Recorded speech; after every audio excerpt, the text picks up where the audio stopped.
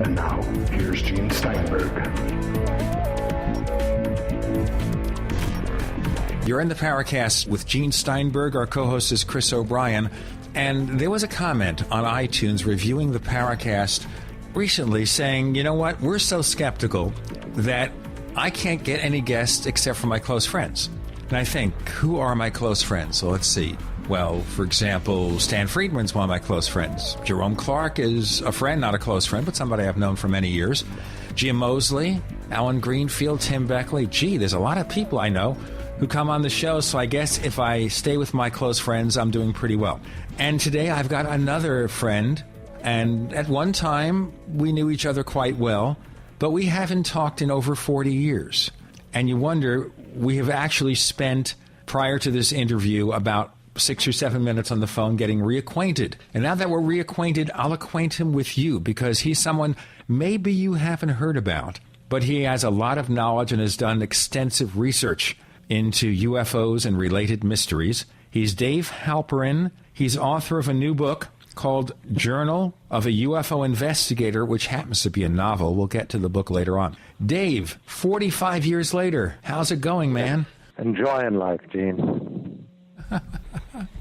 So, tell me what you've done in the past 45 years. Oh, dear.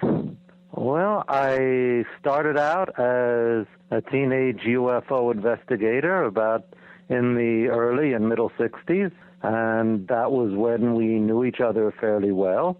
And then later my UFO interest waned, and I became interested in other things, like the wheels of the prophet Ezekiel, and traditions of heavenly ascensions and otherworldly journeys. And unlike UFOs, these were things which back in the 1970s, it was possible to go to graduate school and study and write a PhD dissertation and get a job, in my case, in the Department of Religious Studies at the University of North Carolina at Chapel Hill, and even get tenure in it. And once I got tenure, I began to think about what I guess is pretty obvious, that these interests, although perfectly respectable academically, are pretty closely related to my teenage UFO interests. You never ran away from that original interest in UFOs. Or if I ran away, it followed me. It has a habit of doing that. I've tried over and over through the years to give up UFO research. I do it for a few years, and then somehow it drags me back in 2006. I was dragged in, not kicking and screaming, and that's where the Paracast started. Anyway, okay, so let's go back to the teenage UFO years in reality, and we'll look at the novel later on. But back in the 60s, back in the 70s, young people were attracted to things like UFOs. Why? Was it something that was wrong with us? Why were we attracted? You and I and Alan Greenfield, Jerome Clark, Tim Beckley, all these people being interested in the possibility that we're being visited by E.T. I can't speak for you. I can only speak for myself, and I will tell you exactly how I got drawn into it. In the fall of 1960, when I was 12 going on 13, I read a book. And this was Gray Barker's They Knew Too Much About Flying Saucers. I remember being seized by the conviction that this was the truth, that flying saucers had to be real, because otherwise, why were three men in black going around silencing people about it?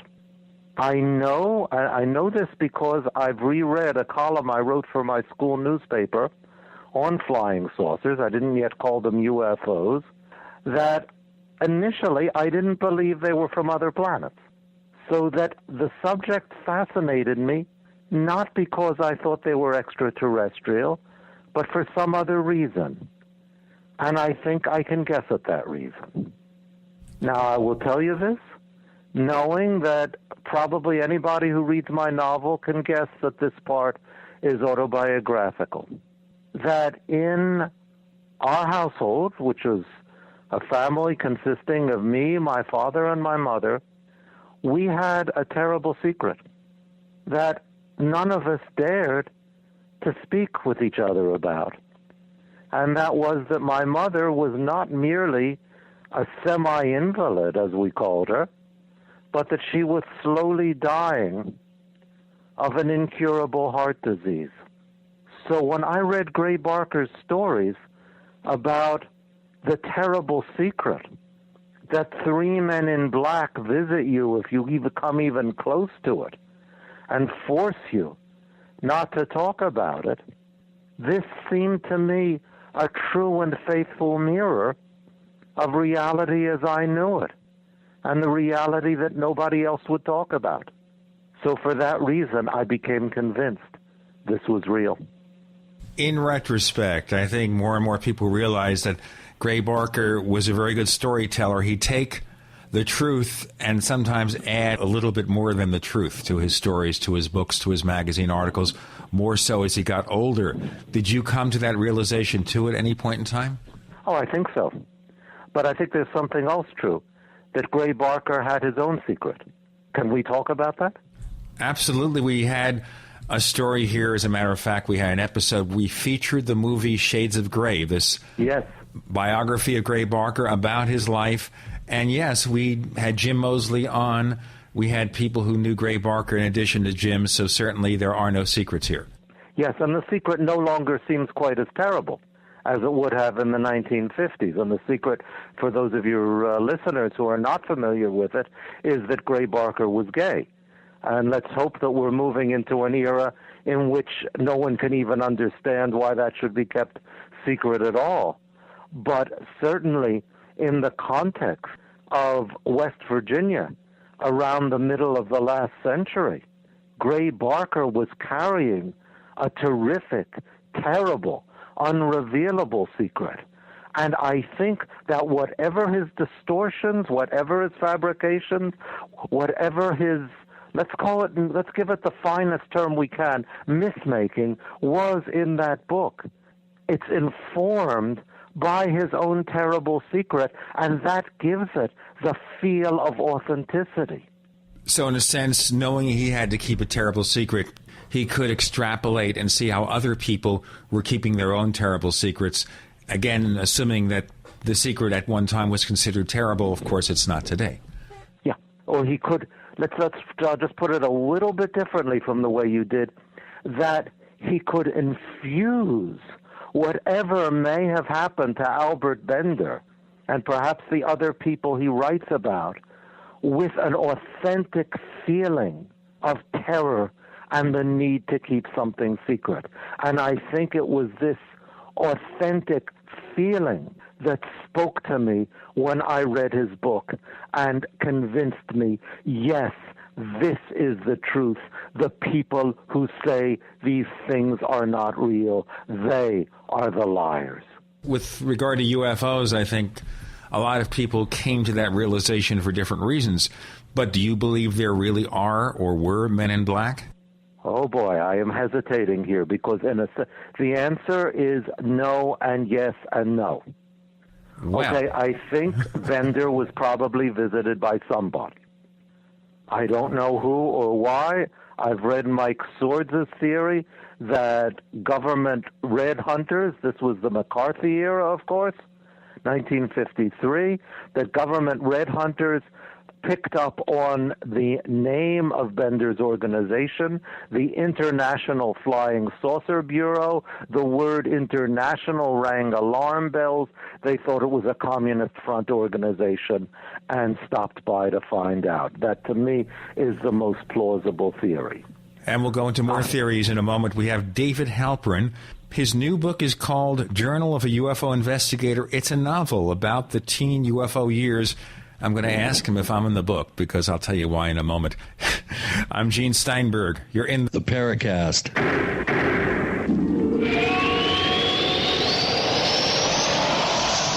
Graphic Converter is the image manipulation tool for the rest of us. It does not use any database. You get full control of all your files. Want to view the images of a folder? Drag it into Graphic Converter, and a powerful browser opens up to show your image files. You could use it for slideshows. You could use it to import images from digital cameras or from scanners. Need to do some image editing? You can do that too in Graphic Converter. Also print catalogs. Convert from so many formats I can't even list them. Download now to see if Graphic Converter is good for you, like 1.5 million other users. Guess what? You can download a version that is mostly full-featured. Try it out, and if you like it, it's just $34.95 for Graphic Converter from lemkesoft.com. That's LEMKESOFT.com. lemkesoft.com for my favorite Graphic Converter.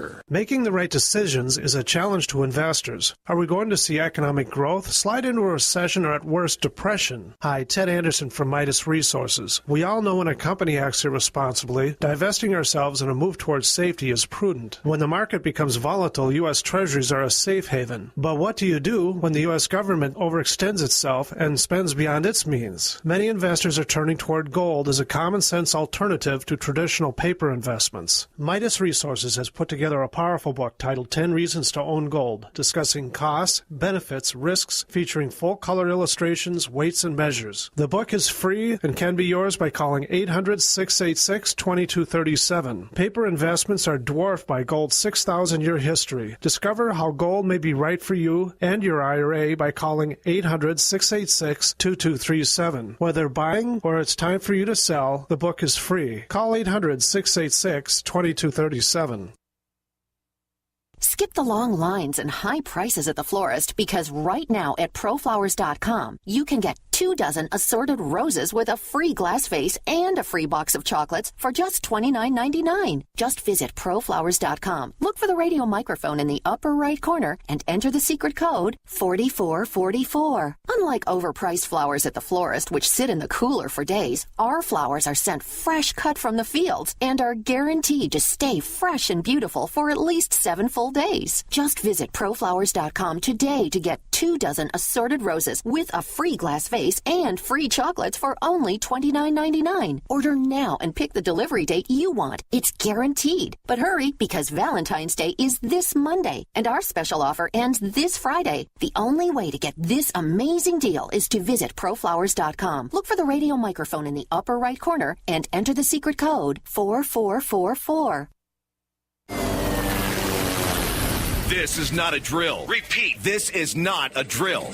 Gun sales are on a staggering pace. Gun prices are going through the roof, and that means desperate, vicious criminals now want your guns and will do anything to get them. Now, a new book reveals powerful secrets for hiding your guns from thieves and looters. You'll learn step-by-step, battle-hardened techniques, where to hide your guns so criminals will never find them, how to create the perfect hiding place, as well as the places you should never hide your guns, under any circumstance. These and other closely guarded gun caching secrets are guaranteed to keep your weapons safe and out of sight when the going gets tough.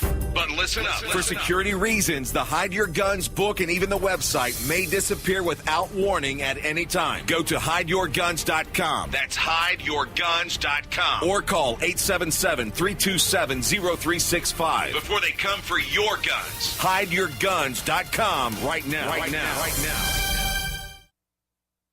The GCN Radio Network, providing the world with hard-hitting talk radio. GCN. Great talk radio starts here. We want to hear from you. If you have a comment or question about the Paracast, send it to news@theparacast.com. That's news@theparacast.com. And don't forget to visit our famous Paracast community forums at forum.theparacast.com. Get in on all the action at forum.theparacast.com. Chris O'Brien's the co-host. I'm Gene Steinberg. You're in the Paracast. We return with Dave Halperin, my old friend from Pennsylvania, as a matter of fact, who has been studying UFOs on and off for many, many decades. He's author of a new book called Journal of a UFO Investigator, a novel based on the teen UFO years. And we're talking about his belief systems, and about, right now, the Men in Black. And we started with Gray Barker and the book They Knew Too Much About Flying Saucers, which was his bestseller that made him famous. And probably he lived on that fame, more or less, for pretty much the rest of his life. Although he was not wealthy by any means, but that's another story, as contained in the documentary Shades of Grey. Anyway, okay, so you think that maybe not 3 men in black, but government agents came to Albert Bender and just were curious as to what he was doing, that he didn't just make it all up. That's my guess. Do I believe in the 3 men in black? How about if we transfer that from belief in them as flesh and blood human beings or entities in this tangible world to some sort of psychological pattern that tends to emerge in different times? Okay, now you're raising some interesting possibilities here. Okay, so we're moving in one area, physical men in black or government agents dressed in dark or black suits, and now you're talking about something psychological. In what sense? Probably Jungian archetypes. Okay, let me tell you where I'm going with this. Sure. That one of the people I've been working with, that I've been studying over the past 10 years or so, was a Jewish mystic, a Kabbalist from the 17th century named Abraham Miguel Cardozo. And one night in 1683, Cardozo has a vision. He sees 4 people on the moon, 3 men and a woman, and he thinks he knows who the 3 men are. The 3 men come down from the moon, straight into his garden, and afterwards into his bedroom, it seems. And there they discuss Kabbalah, they discuss theology with him, and it becomes clear that they're not the people he thought they were. Instead, they're demons who have been sent to seduce him into heresy. They challenge him to have his God send fire upon them to burn them up, which he can't do, and instead their demon god sends fire upon Cardozo in the form of a burning fever. And he speaks at one point that these 3 black-clad beings stood by my bed. I'm curious, one question here very quickly. Sure. They came down from the moon. Were they in a craft of some sort, or were they just basically levitate? He doesn't tell us. And I'm quite sure he had no idea that the moon was, 240,000, 280,000 miles away. My guess is he thought it was just beyond the next fence. But no, he doesn't say a word about a craft. So do you get this sense here that he was writing of something real or something that he dreamt? Let's say a hallucination. Okay. I don't think he saw these as physical beings. But I think when he saw them, he was experiencing something he'd seen in paintings from and sculpture from his childhood. And I need to say that Cardozo, although he was Jewish, was brought up as a Catholic in Spain. In Spain, there were myriads of paintings, of sculptures, of the Virgin Mary standing on the moon, often accompanied by 3 male cherubic heads. And I think that a memory of what he'd seen as a child erupted from his unconscious. So we have this image of 3 men that goes through our religions too. Yeah. And that, I think, is what an archetype is about. It's something that's part of us, that seems to transcend us as individuals. In that sense, it's outside of us. In that sense, it's something real. And in that sense, I can say, yes, I believe in the 3 men in black, but as visitors from inner space, not from outer, and not most basically from the government, even though, I mean, Bender's visitors may have been from the government, but and presumably they were real flesh and blood human beings, but that they get their power, the story gets its power from their fitting in with this archetype that Cardozo also experienced more than 300 years ago. So do you think that maybe Bender's experience was partly physical and partly psychological, that he framed it in this way because of the archetype and the unconscious feelings? Here we have to guess. I think it's a possibility. Well, you know, of course, Bender wrote this book, Flying Saucers and the Three Men, where he claimed that the three men in black were really alien visitors from the planet Kayak. And also he reported, you know, receiving some sort of sexually related treatment as part of this. And having heard Bender lecture about this, it's not something that Gray Barker, who published the book, just added to the tale. Maybe Barker wrote it, rewrote it extensively, did a lot of editing, but the core story was Bender's. Yeah. And I don't know what to make of that. I mean, I certainly don't believe that it happened in what I guess Jerry Clark and others would call consensus reality. Okay. And yet I think it may have some significance to understanding the meaning of the three men in black. Well, it's very interesting, too, that we haven't heard so much lately of Three Men in Black. I mean, certainly if you read the books of John Keel, he had all sorts of stories about that. He encountered evidence of people making fake phone calls, things like that, evidence of people encountering them. But lately we don't hear it. Do you? Yeah, I have not. Okay. Now, we did a show on the Men in Black recently with Tim Beckley and Alan Greenfield, and both went into areas where, as a matter of fact, they did encounter supposed people who may have been men in black. And some of those things are kind of controversial. And those who haven't heard the episode, I'll just ask you, neighbors, you know, listen to the episode that we did on the Men in Black and make your own decisions, ladies and gentlemen. Maybe you feel that Alan Greenfield, for example, believed a little too much when he saw this person go around the corner and suddenly he's gone, or about the person seen outside the home of the late Jack and Mary Robinson in Jersey City, New Jersey. You know, who was that person? That's a good question. That's a very good question. We have Dave Halperin. He is author of a book called Journal of a UFO Investigator, a novel about the teen UFO years. I'm Gene Steinberg. You're in the Paracast.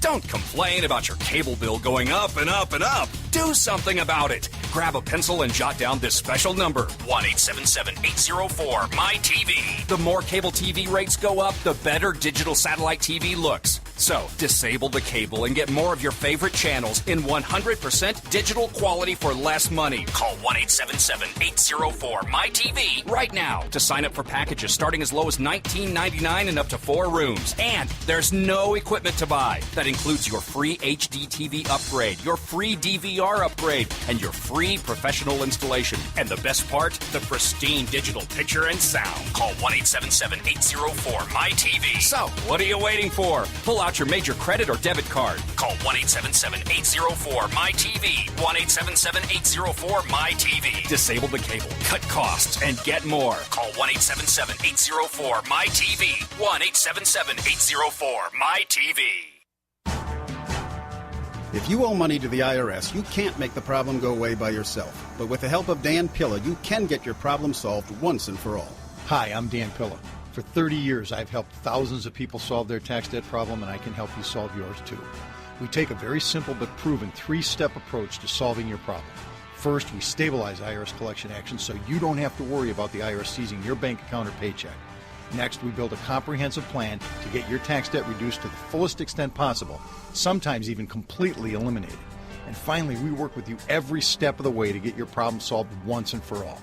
Call us for a free consultation.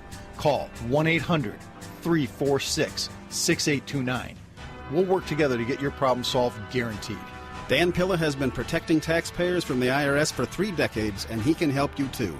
Call us today at 800-346-6829. That's 800-34-NO-TAX.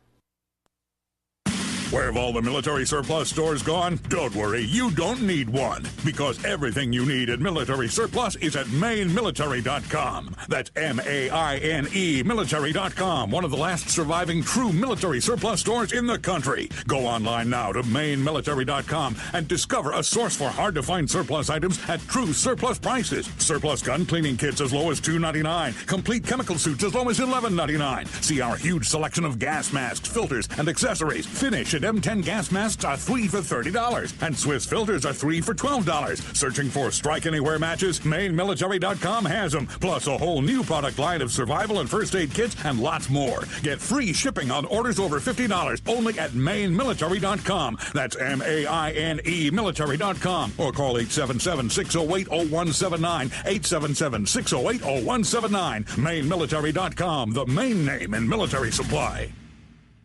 This special announcement is brought to you by Renaissance Charge.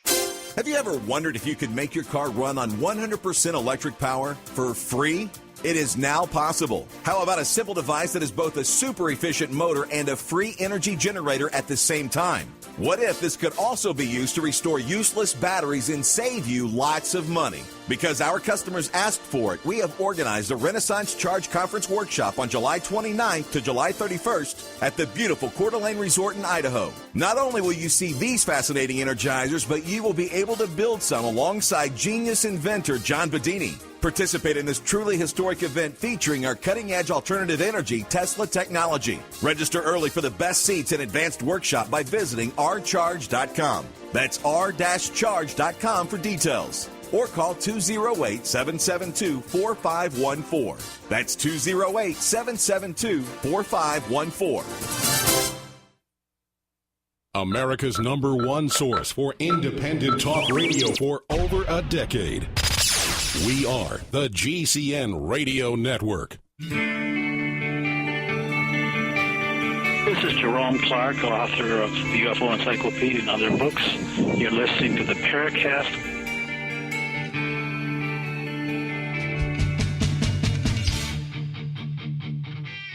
You're in the Paracast with Gene Steinberg and Chris O'Brien, who is now our permanent co-host. For those wondering, he gets his gold watch next week. No, he doesn't. He gets his gold watch after 72 episodes. And then he gives it back to me because we can only loan it to him. We can't afford to actually buy one. I think it's going to be 1/2 carat gold. I'm sorry about that, Chris.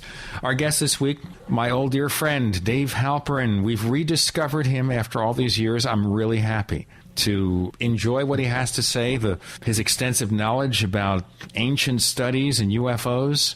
He's author of a book called Journal of a UFO Investigator. Now, we were talking about physical and maybe not so physical men in black, but back to Albert K. Bender, the book, Flying Saucers and the Three Men. So I want to basically leave this after this particular reference. David, do you think that he actually had a physical encounter with aliens, or is that part of the science fiction or part of his imagination in terms of believing he had an experience that didn't happen? Okay, well, I can tell you I'm completely convinced he did not have an encounter physically with aliens. Now, where his story comes from and what significance we're to give to it in making sense of Bender himself, I don't know.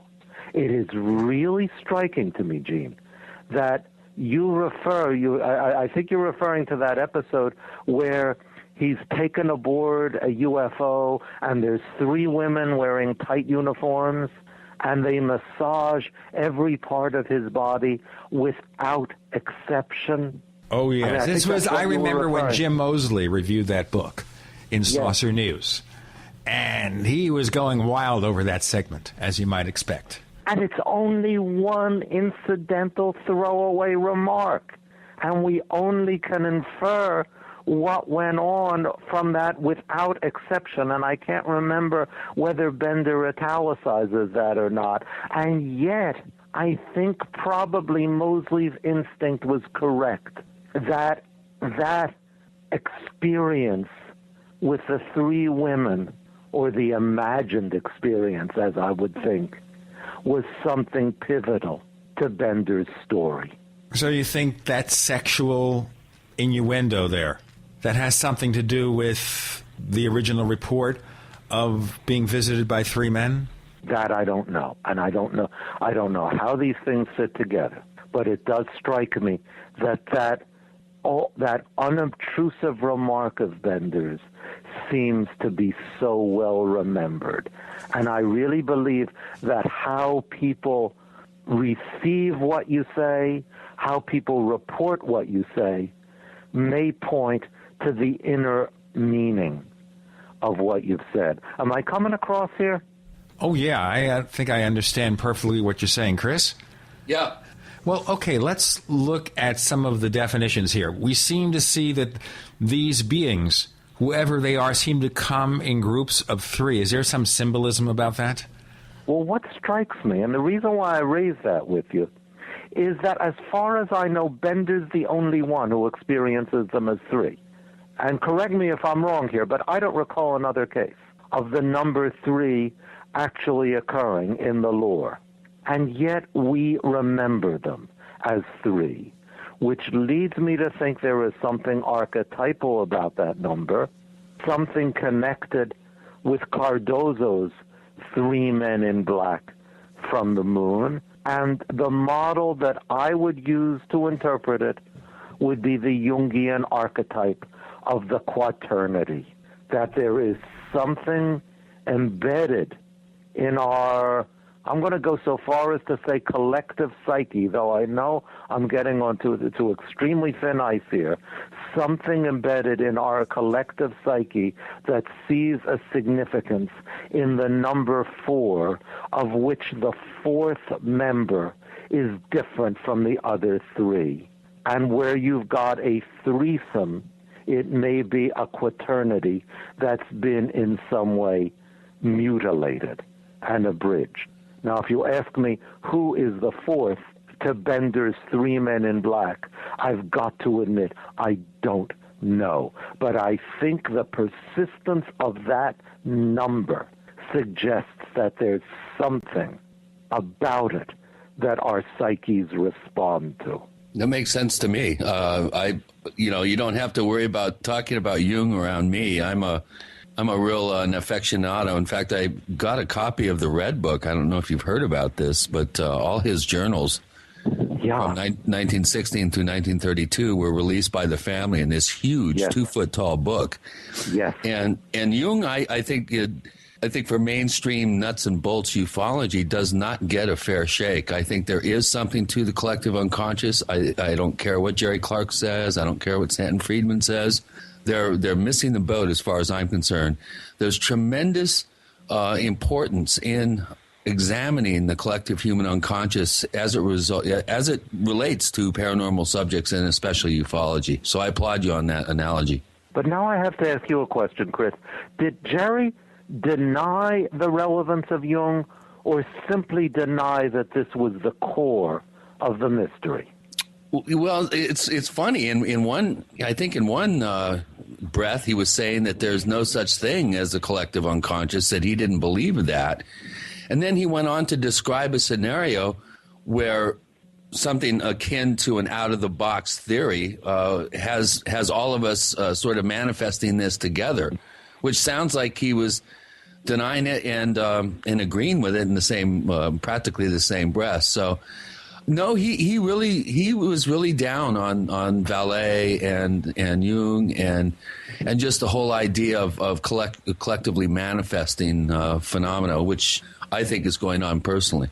Yeah, I mean, I certainly am. I'm drawn to Jung, despite that I find his mystagogic style of writing very off-putting. Yeah. In my research, I just keep running into data that I need Jung to correlate and explain.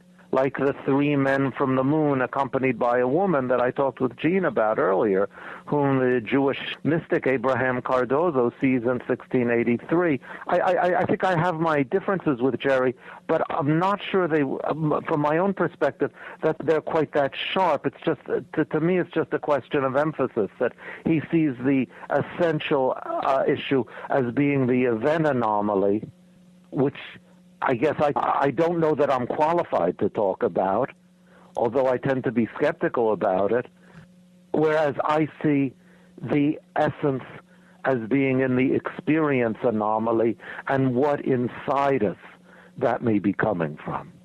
Well, I really do feel that we have to be looking at these things from an out-of-the-box perspective.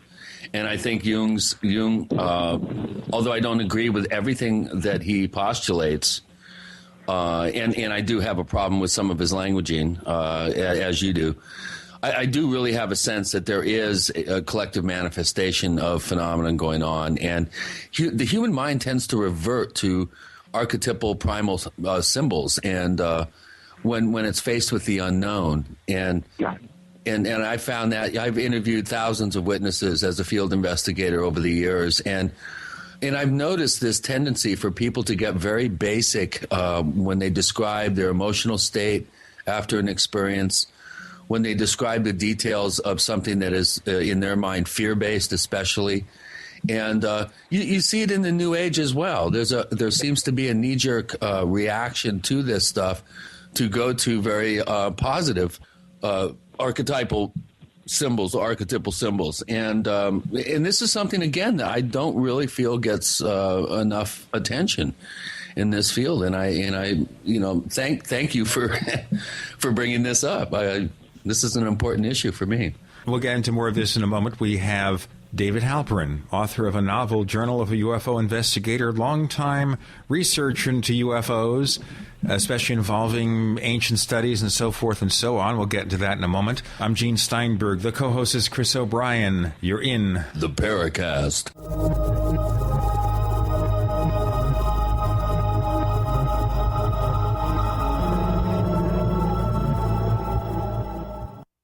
Hey neighbors, Mac security threats come in many forms. Trojan horses and other types of malware try to infect your Mac. Booby-trapped websites try to steal your personal information, and hackers try to get into your Mac over a network. Intego Virus Barrier X6 is much more than just an antivirus program. Virus Barrier X6 protects against all these threats and more. Visit Intego.com. That's INTEGO.com. Have you been sitting on a few great domain name ideas but haven't locked them in for yourself? Good. Now you can buy them through the #1 domain name registrar, Namecheap.com, as voted by the top tech blog Lifehacker. Just like the name says, you can buy domains cheap, as low as $2.99, and every new domain comes with WhoisGuard, our special privacy service, free for the first year. Now that you know, it's time to grab those domain names before someone else does. Namecheap.com. Go now. Namecheap.com. Becoming a modern smoker is now easier and more cost-effective, thanks to LeSig. Traditional smokers the world over love LeSig. E-cigarettes with a look, feel, and taste of real cigarettes, but without the nasty smoke, ashes, or stains. LeSig is powered by revolutionary microelectronic technology. A small rechargeable battery and unique replaceable cartridge provide all the satisfaction and benefits of smoking without the smoke and all the hazards. See the large variety of LeSig e-cigarette supplies and accessories at LeSig.com. That's LECIG.com. LeSig is competitively priced, comes with the best customer service, a 30-day warranty, and satisfaction guaranteed. What a great gift idea. For a 10% discount, mention GCN when you call 870-518-4307. That's 870-518-4307. Ask for fast, free same-day shipping. Order online at LeSig.com and use promo code GCN at checkout. That's LECIG.com. LeSig, for today's modern smoker. Hi, I'm Mark Craighead, founder of Crossbreed Holsters. I designed our top-selling holster, the Super Tuck Deluxe, to solve the problems of being poked, pinched, and gouged while carrying concealed. The Super Tuck Deluxe is the most comfortable, most concealable holster on the market today. We offer a 2-week free trial and a lifetime warranty. Visit us at crossbreedholsters.com. Don't forget, crossbreedholsters.com. If you're serious about playing college football, give yourself the competitive edge with the National Underclassmen Football Combine. The NUC is the longest-running underclassmen event and the most respected combine and football camp in the nation, specifically designed to give athletes early recruiting exposure. There's no better time than now to compete in the National Underclassmen Football Combine. Call 888-NUC-MVP1 or go to nationalunderclassmen.com to find out more. If you owe the IRS money you can't pay, then listen carefully, because you already know that the problem won't go away by itself. You can get help today from the leading tax expert in the country, Dan Pilla. Hi, I'm Dan Pilla. The IRS isn't going to just forget about you. Right now, the IRS is hiring thousands of tax collectors to go after delinquent accounts just like yours. That's why you need to take action today, and I can help. I take a simple but proven approach to solving your tax debt problem. First, I stabilize collections so you don't have to worry about wage and bank levies. Next, I build a detailed plan to get your debt reduced to the fullest extent possible, sometimes even eliminated. Finally, I work with you every step of the way to get your problem solved once and for all. So call now for a free consultation. Call 1-800-346-6829. Dan Pilla will solve your tax problem, guaranteed. He's helped thousands of people, and he can help you too. Call us today at 800-346-6829. That's 800-34-NO-TAX. Are you tired of searching for great talk radio? Something more important. Search no more. We are the GCN Radio Network.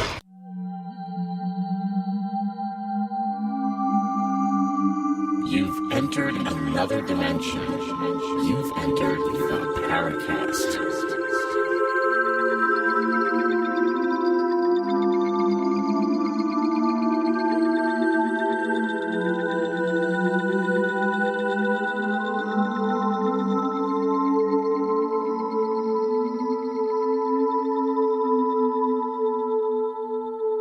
We return with David Halperin. I'm Gene Steinberg. The co-host is Chris O'Brien. You're in the Paracast. We're exploring now all sorts of images and beliefs about UFOs, about ancient studies, how they may relate to modern studies. Do you think if we have physical UFOs, David, that they were here when Ezekiel saw the wheels as depicted in the Bible? No. I mean, and here I would totally agree with Jerry that what we've got in Ezekiel's vision is, I guess we call, I'm not even sure I would call it an experience anomaly, because I spent much of my life studying that vision and the spin-offs of that vision in Jewish tradition, and I've got to tell you, I still don't understand it. I don't see it as a machine. I don't see it as anything extraterrestrial. I think I know the direction on which I try to understand Ezekiel's wheels. But when I try to explain the details of the vision verse by verse, I find myself baffled. Interesting. What about it doesn't work for you? Well, take the wheels themselves. What are these wheels? I mean, the song the spiritual that's based on the chapter, Ezekiel saw the wheels way up in the middle of the air, sounds much more UFO-like than the vision than Ezekiel's description itself. What Ezekiel describes, and I'm taking just a moment to open my Bible to that chapter. He says that as I beheld the living creatures, behold one wheel. My translation says at the bottom, but the Hebrew says on the earth, hard by the living creatures, at the four faces thereof. Now, what does that mean? What is a wheel on the earth? Why is it on the earth? Then in that was verse 15. Now, in the very next verse, the appearance of the wheels and their work was like unto the color of a beryl, and they four had one likeness, and their appearance and their work were as it were a wheel within a wheel. How did we get from one wheel to four? Do you see the sort of problems that keep bugging me? Well, it's almost like a riddle. Yeah. And while we're talking, I have in front of me an illustration from the frontispiece of a book published in 1935, Studies in the Book of Ezekiel, that shows a silver coin from Gaza in the latter part of the 5th century BCE, which would be about 150 years after Ezekiel. It shows a bearded human figure sitting on what seems to be a chariot, which has both a very prominent wheel with 4 spokes and a very prominent wing between the wheel and the human-like figure. And right around the face of this bearded figure are the 3 letters in Hebrew, Yod, He, Vav, which seem to indicate the Jewish God, Yahweh. So this looks like a picture of Ezekiel's God riding a chariot with a wing, and the wings are all over the place in the first chapter of Ezekiel, and a very prominent wheel. So I think those are the lines along which we're to look for an interpretation of what Ezekiel reports in this chapter. I don't think in terms of modern technology, extraterrestrial at all. But if I take that picture and apply it to the chapter, the chapter says so much more and so much so confusingly that I don't know just how to make the connection. In the long and short of it, David Halperin, are we saying then that people like Eric von Daniken and even our old friend Yonah Fortner from the days of Saucer News, when they talked about spaceships visiting in ancient times, none of that is physically true? Yeah, I would say that. I would absolutely say that. Now, that doesn't mean, if we're going back to our friend Jung, that doesn't mean that Ezekiel's vision was not of UFOs. That's an interesting paradox. Right. What was the name of the book that was written by the NASA scientist, I think in the 80s? I have a copy of it in boxes somewhere. But it was an examination of the Ezekiel description, which he was able to then kind of create this strange-looking contraption that is on the cover of the book. Do you remember that book, Gene? Offhand, no. It was a NASA scientist who wrote a little book about Ezekiel's, about the actual physical device that he felt was being described. I'll have to do a little research on that while we're doing this, and I'll mention it for our listeners. It's a pretty interesting book, but again, it flies in the face of what David's saying here. So let's continue. So I didn't mean to interrupt. I'll go find the title of this book while we're talking. I think the author is Josef Blumrich, yeah. I'm not sure. He was an American NASA scientist, if I remember correctly. I'll look it up. Okay, so we'll hear the sound now of Chris O'Brien searching Google or his vast library, which he can't do because he's not at his home office now. He's in California. He's watching the bikini-clad babes. Oh, yeah. Through his picture window.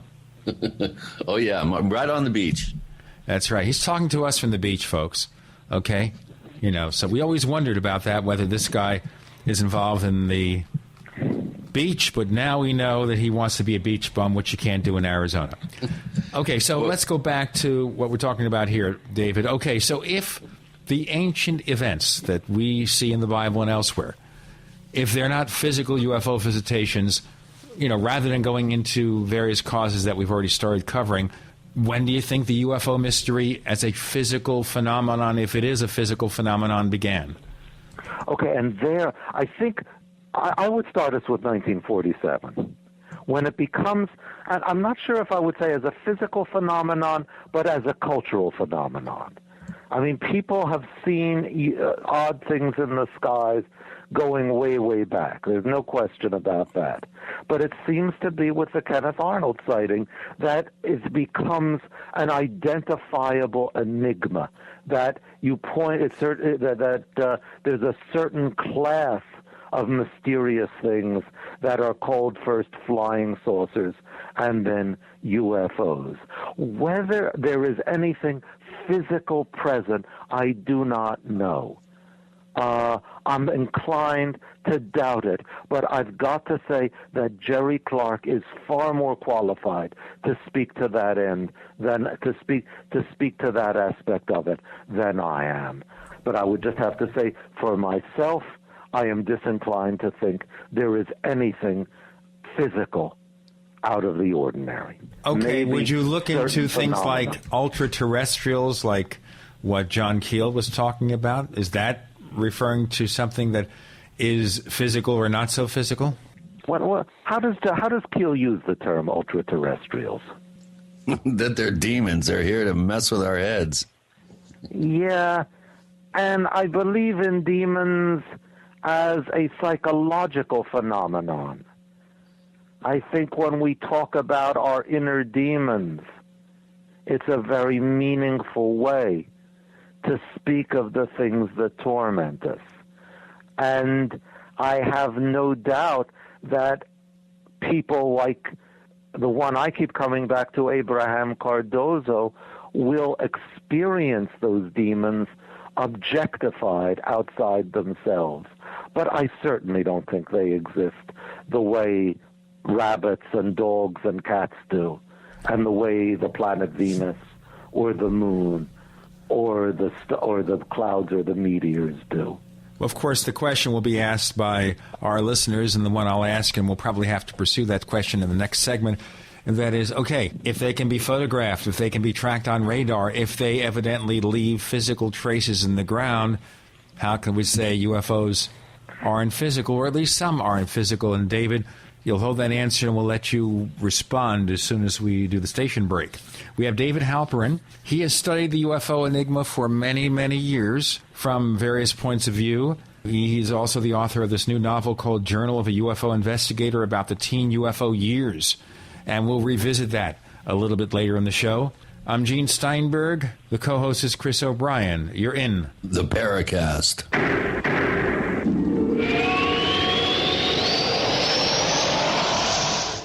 Hi, this is Ted Anderson. If you'd like to listen to GCN programs on the go, I have great news. GCN has created a Droid and iPhone application, and it's free. Just as easy as going to GCNlive.com, click on the banner, and download. Before you know it, you'll be listening to your favorite hard-hitting GCN shows, live or on demand, right on your Droid or iPhone, 24/7 and on the go. So download the Droid and iPhone app free by clicking on the banner at GCNlive.com. Thanks again for listening to GCNlive.com. Again, that's GCNlive.com. We, the people, grow cotton, weave fabric, engrave ink, embed strips and fibers to protect from counterfeit and carting to a private bank, having it lent back at interest, forcing taxes to service debt. This capitalism, or was Jefferson correct when stating a central bank issuing the public currency is a greater menace to the liberties of the people than a standing army? Ted Anderson, I'm placing a free silver dollar in a book that explains our monetary system. Call for your copy, 800-686-2237. It's time to understand the system. Call 800-686-2237. That's 800-686-2237.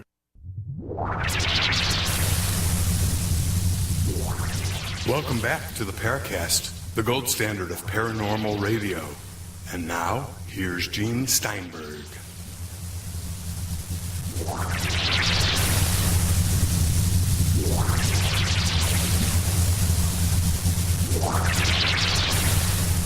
We return. Chris O'Brien's the co-host. I'm Gene Steinberg. You're in the Paracast. David Halperin is our guest. So the question on the table is, if UFOs are not quite physical, how do you explain the physical evidence that's out there? Can you give me some specific examples of the physical evidence? Okay, let's look at radar visual sightings. You see something strange in the sky, you track it on radar. Is that real or Memorex or what? I don't know. Now, I am going to admit here a great weakness of my approach. And that is, do you remember Lex Mebane from the old days of ufology? Okay, Lex Mebane was one of the executives of an organization called CSI of New York. This is before we had the CSI show about crime scene investigators. It was one of the more scientific UFO investigative organizations. They had a body of great information. This goes back to the 50s and 60s the organization was around. Yeah. Now, I remember when I was a kid, a teen ufologist, reading an article of his in which he wrote very trenchantly. He said, of course, skeptics don't read sighting reports. 9 out of 10 insist on arguing in generalizations and couldn't tell a good sighting from a poor one if their lives depended on it. And I remember thinking, this guy is absolutely on target, and this is what we have to cope with. Skeptics who are ignorant of the data and don't want to be familiar with it. Now I am in the position of exactly those people whom Mebane criticized and whom I resented so badly. I am persuaded on, let's say, a priori grounds that the UFOs are wildly unlikely, that they're extraterrestrial vehicles.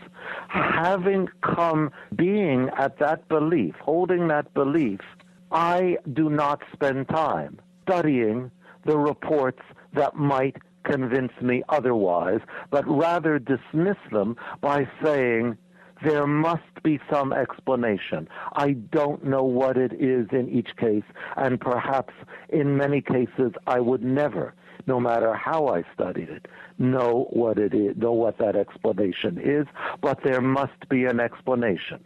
You remember, Gene, that case, that landing with physical traces that you and I crossed swords about? Tell our listeners about this, because this is interesting, of course.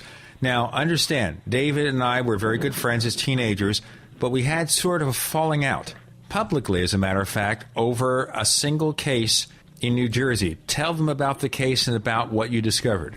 Okay, what the case was, it was at Glassboro, New Jersey, in the fall of 65. Glassboro later became famous, I think in 68, when Lyndon Johnson and I think Kosygin had a summit there.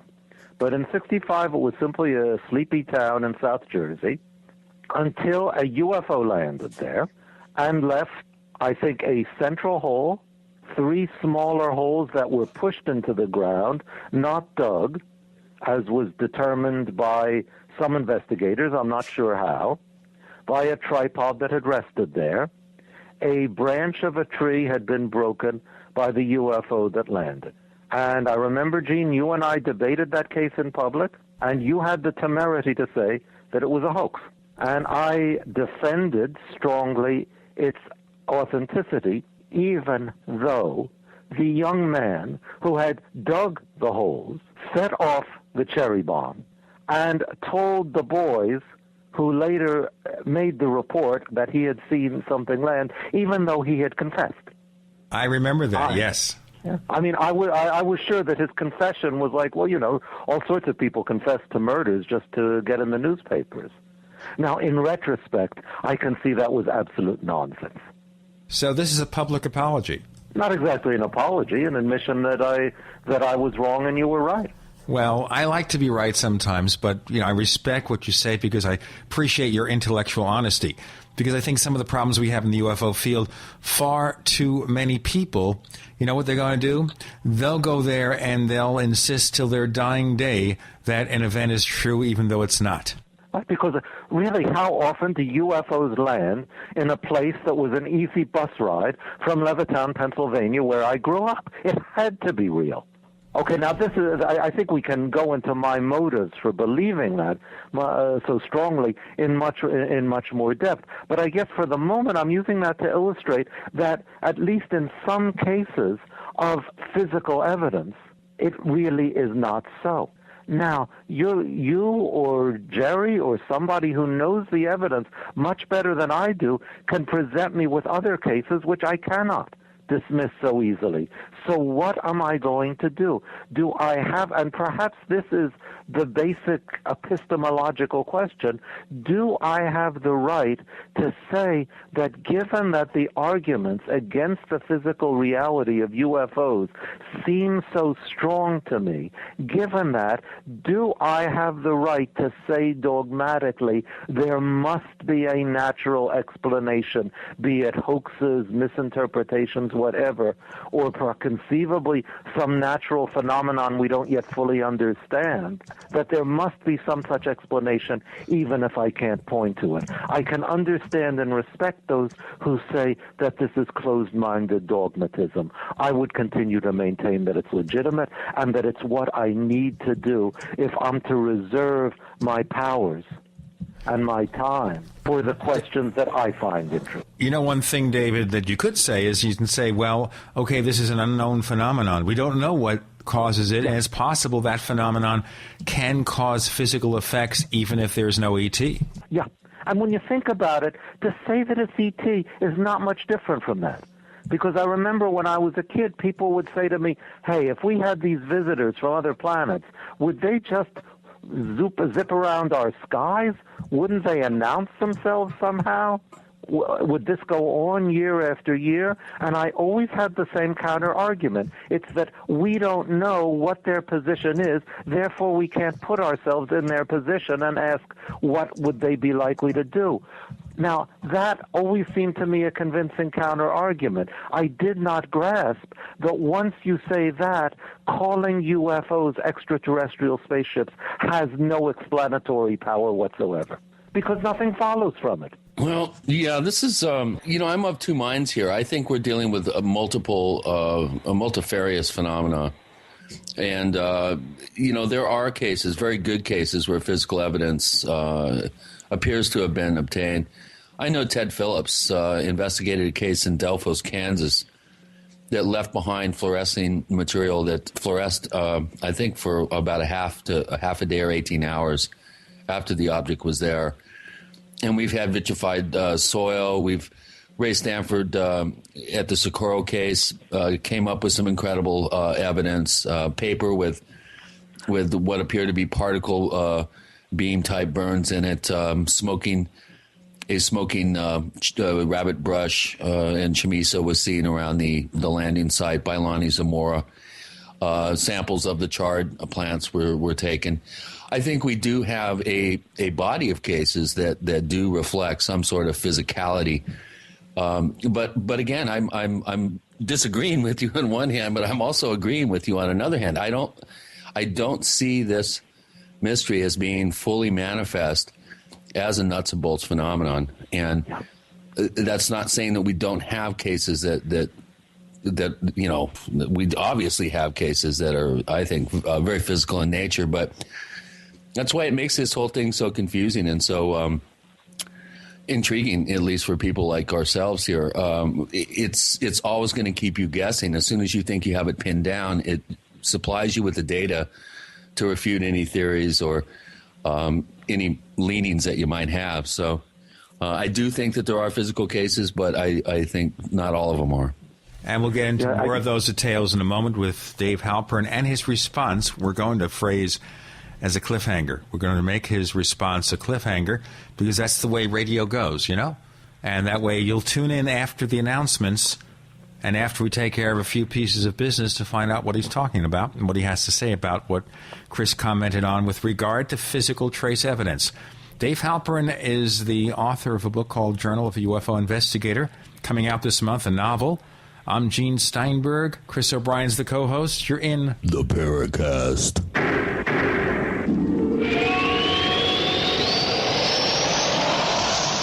You expect professional service from your doctor, your accountant, and even the girl who takes your morning coffee order. Why not from your domain registrar, too? Namecheap.com provides stellar service with no sneaky upselling. We offer more features and security options for your website than there are ways to order a latte. And new domains come with a WhoIsGuard to protect your personal info. At Namecheap.com, you can get your domain for as low as $2.99. Now is a great time to get to know Namecheap.com. Hey neighbors, Nuance offers Dragon speech recognition for a variety of platforms. Dragon Dictate for Mac, Dragon Naturally Speaking 11 for Windows, and Dragon mobile apps for BlackBerry, iPhone, and iPad.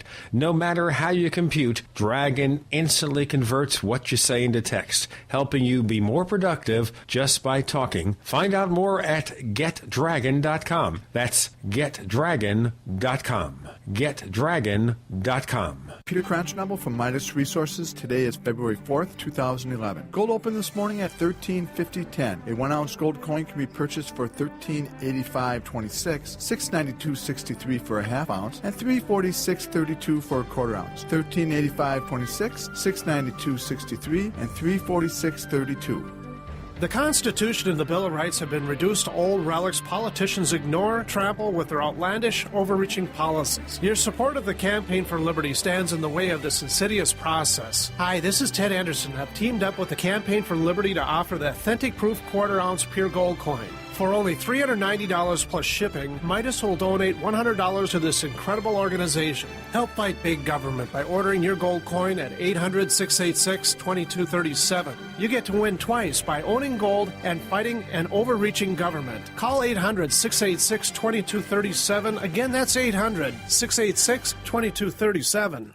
This message starts with a great offer from Big Berkey Water Filters because we don't want you drinking dangerous water 1 minute longer. Right now, purchase any filter system from BigBerkeyWaterFilters.com to get your choice of 2 Berkey Sport bottles, a KDF shower filter, a set of fluoride filters, or our new sight glass spigot absolutely free. Why do this? Because over 60% of municipal water is fluoridated, and at less than 2 cents per gallon, Berkey Water Filters purify both treated and untreated water, removing dangerous chlorine, fluoride, and other contaminants. Big Berkey water filters are powerful enough to purify stagnant pond water, so they're perfect for rainwater collection systems and emergency preparedness. Remember, Big Berkey includes free shipping on every order over $50, and GCN listeners get 5% off all ceramic filter systems. Visit BIGBERKEY waterfilters.com or call 877-99-BERKEY. That's BigBerkeyWaterFilters.com or call today 1-877-99-BERKEY.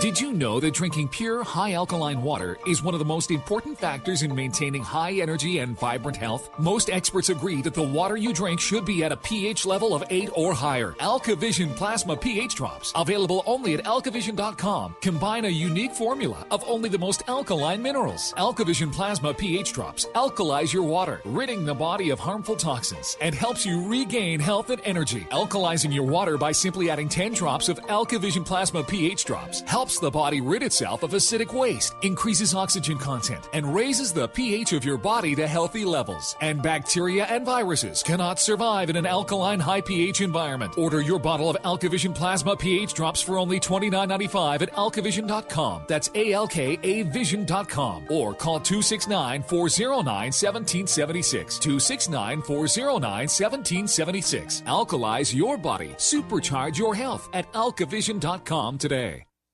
The GCN Radio Network, providing the world with hard-hitting talk radio. GCN. Great talk radio starts here.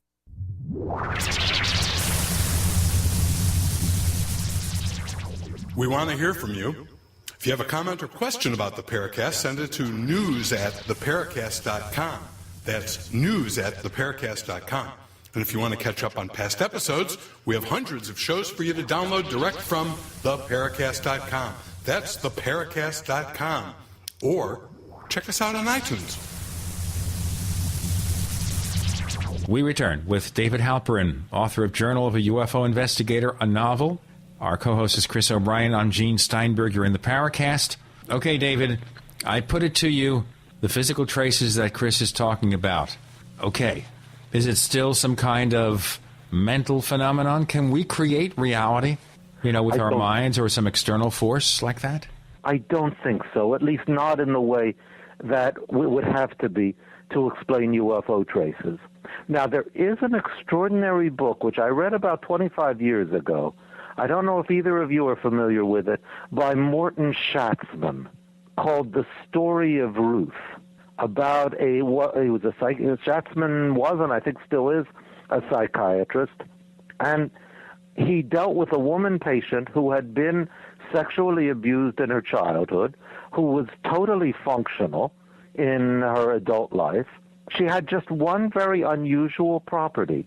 She was able to hallucinate things, including in his office, which he and she agreed were not physically present, and yet which she experienced as though they were.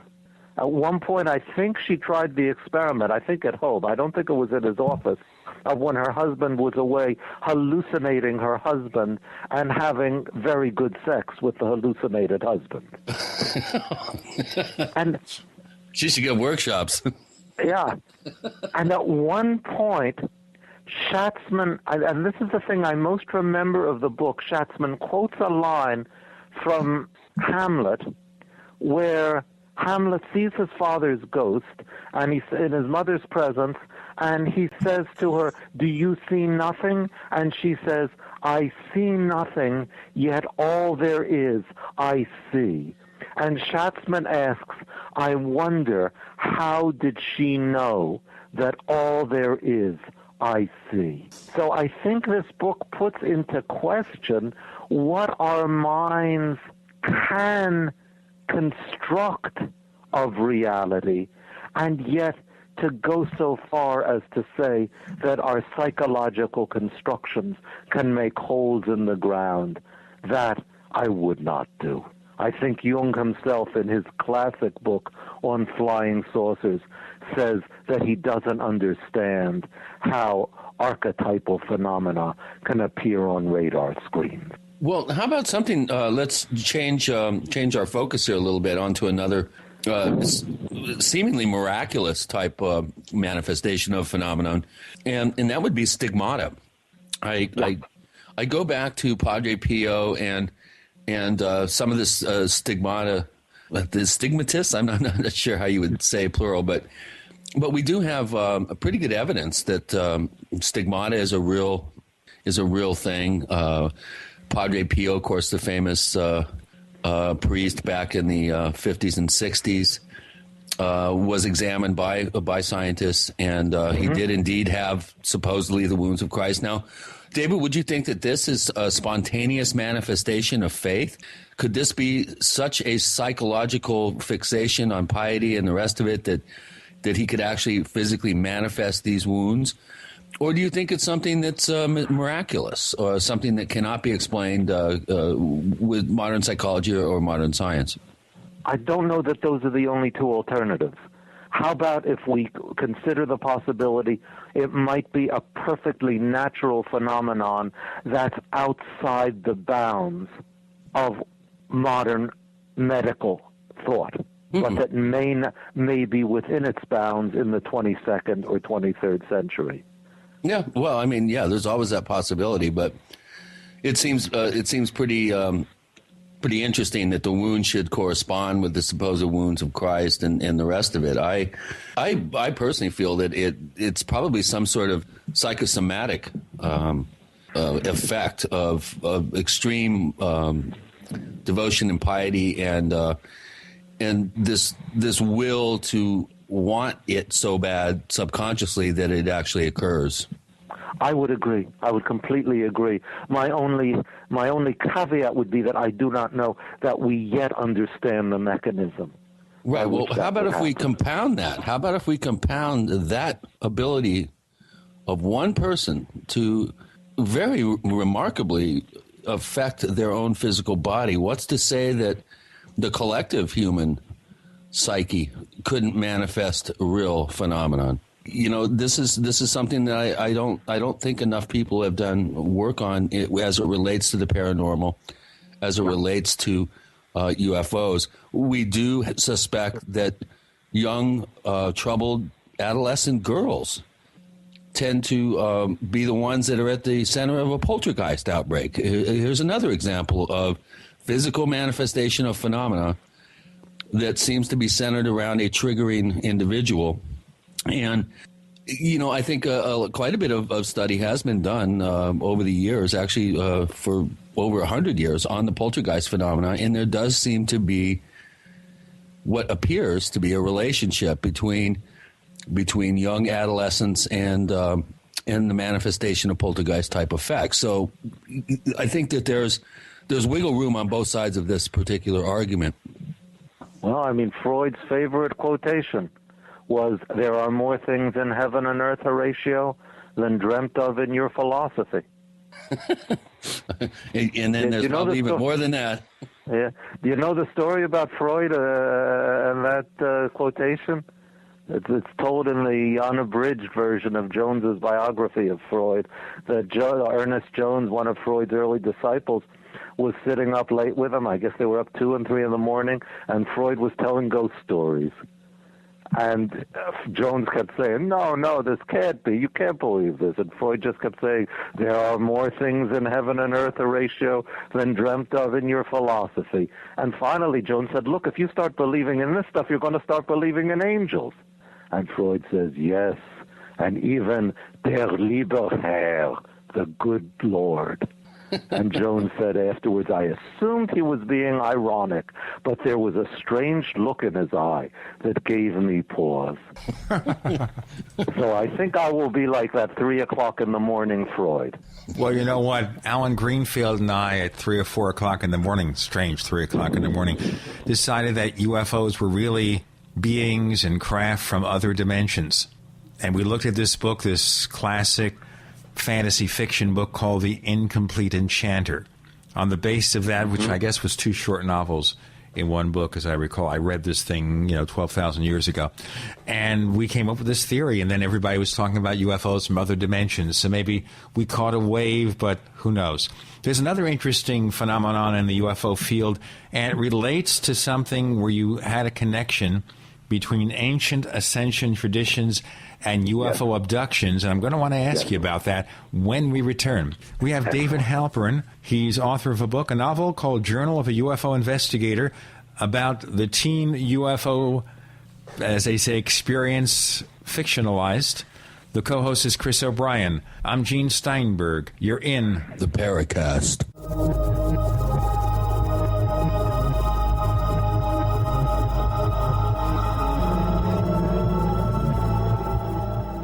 Graphic Converter is the image manipulation tool for the rest of us. It does not use any database. You get full control of all your files. Want to view the images of a folder? Drag it into Graphic Converter, and a powerful browser opens up to show your image files. You could use it for slideshows. You could use it to import images from digital cameras or from scanners. Need to do some image editing? You can do that too in Graphic Converter. Also print catalogs. Convert from so many formats I can't even list them. Download now to see if Graphic Converter is good for you, like 1.5 million other users. Guess what? You can download a version that is mostly full-featured. Try it out, and if you like it, it's just $34.95 for Graphic Converter from lemkesoft.com. That's LEMKESOFT.com. lemkesoft.com for my favorite Graphic Converter.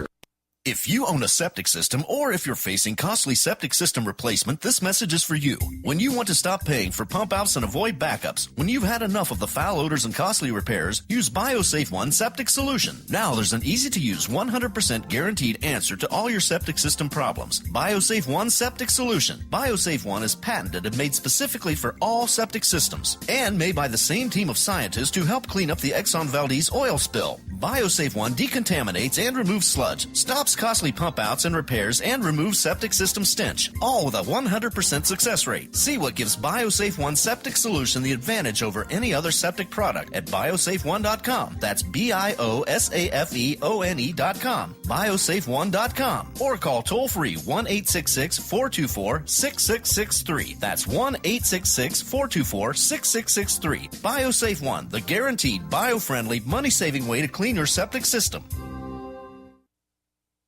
Where have all the military surplus stores gone? Don't worry, you don't need one, because everything you need at military surplus is at mainmilitary.com. That's MAINE military.com, one of the last surviving true military surplus stores in the country. Go online now to mainmilitary.com and discover a source for hard-to-find surplus items at true surplus prices. Surplus gun cleaning kits as low as $2.99. Complete chemical suits as low as $11.99. See our huge selection of gas masks, filters, and accessories. Finish at M10 gas masks are 3 for $30, and Swiss filters are 3 for $12. Searching for Strike Anywhere matches? MainMilitary.com has them, plus a whole new product line of survival and first aid kits and lots more. Get free shipping on orders over $50 only at MainMilitary.com. That's MAINE military.com, or call 877-608-0179, 877-608-0179. MainMilitary.com, the main name in military supply. At hempusa.org, we offer chemical-free products to people around the world, detoxifying, self-healing, while rebuilding the immune system. We urge our listeners to please consider our largest-selling product, microplant powder. Our microplant powder is rich in silica and probiotics to help rebuild the immune system and to create a healthy stomach flora. Microplant powder is excellent for daily intake and is perfect to add to your storage shelter. We urge our listeners to please visit us at hempusa.org. And remember, all of our products are chemical-free and healthy to eat. We constantly strive to give you the best service, highest quality, and rapid shipping anywhere. And we offer free shipping on orders over $95 in the U.S. Please visit us at hempusa.org or call 908-691-2608. That's 908-691-2608. See what our powder, seeds, and oil can do for you at hempusa.org. America's #1 source for independent talk radio for over a decade. We are the GCN Radio Network. This is Jacques Vallée. You're listening to the Paracast, the gold standard of paranormal radio. We have David Halperin joining us. I don't think he's ever been on a paranormal radio show before. Is that correct, David?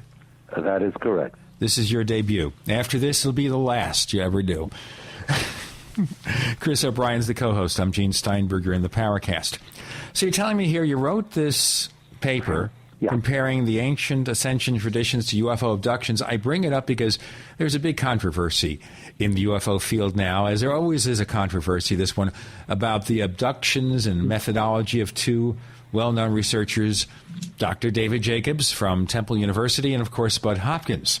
But let's not talk about that so much as this paper. How do you stage this comparison, David? Yeah, well, I think I'm going to have to introduce two Hebrew words here.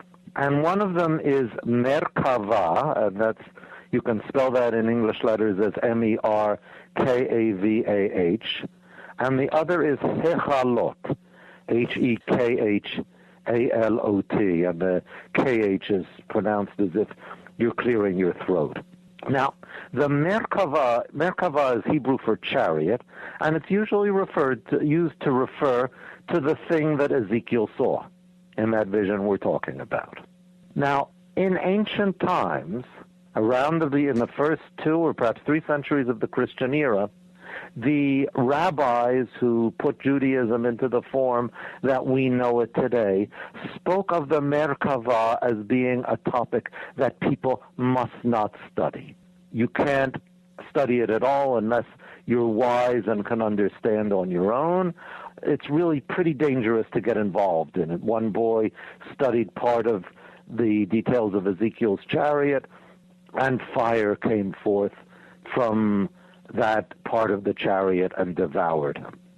Okay, now, at some point, there seem to have been people who carried that fascination with Ezekiel's chariot to actually attempt a shamanic-type journey to visit it.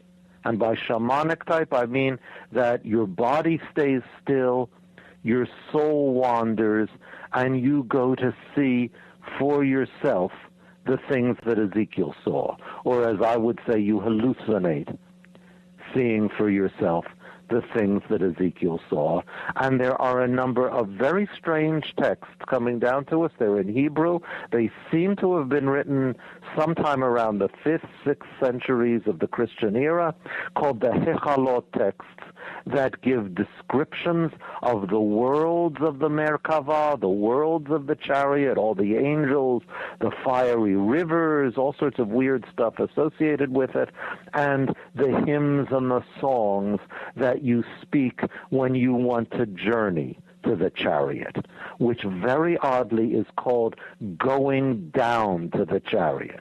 You'd think you'd be going the other way, but they speak of going down to when you go to the chariot, going back when you're coming back. Now, it seemed to me that these journeys to the chariot are very much like what modern abductees describe when they're taken to the UFO. As with the UFO abductions, they don't fly in the chariot. They don't ride in the chariot. The chariot is the goal of the journey. As in modern UFO abductions, the feature of eyes, that is EYES, huge and terrifying, play an important role. And as in the UFO abductions, the situation of the trance is important. I think there's only one really clear example of this from the ancient Hebrew Hechalot text, but it describes how the participants are in a circle, and one of them is going on this trance journey to the chariot, and he's reporting on what he sees, which is very much like what you see in transcripts of these hypnotic sessions, in which the abductee describes his or her experience and relives it in the situation. And I asked, how are we going to explain these resemblances? Now, I don't know whether it was the question that shocked the person who read my paper, whom I'll talk about in a moment, or whether it was the answer I gave, and I gave it as a provisional answer, a working hypothesis that we're dealing with screen memories of actual experiences of sexual abuse. I don't know whether it was the question, I don't know whether it was the answer, but when I sent the paper out to a very distinguished journal of religious studies, it was sent to one referee, contrary to the almost universal principle of sending it to two referees, and the referee wrote back without any explanation that if I meant this paper seriously, I should be subject to prosecution for criminal malpractice. No, you're kidding me. Not a bit. Not a bit. Oh, my goodness. So much for the openness of academia, huh? Okay, so this is very interesting to me. Okay, so you raise the specter of some kind of sexual abuse. Now, that means, again, that we should have psychiatrists examining these abductees about their early history to see where this abuse may have occurred. Now, is there any basic empirical evidence that this is the case? That in C.D.B. Bryan's Close Encounters of the Fourth Kind, Bud Hopkins, this I find just an incredible resource. There are extended transcripts of Bud Hopkins's interviews with two women who speak of abduction, and one of them has fairly explicit memories of having been molested by her father, and Hopkins tries, not very successfully, to convince her that the molestation was actually carried out by UFO aliens, while her father watched helplessly.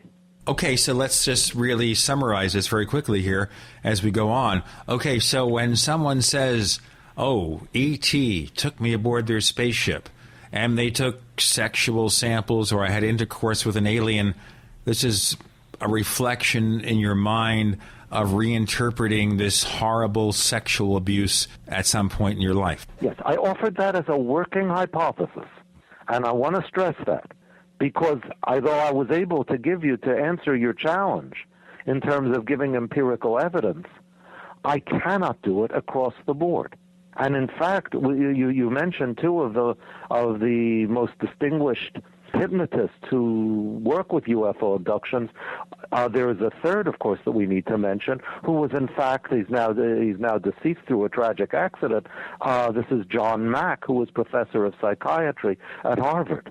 And Mack does raise the possibility that we're dealing with screen memories of sexual abuse.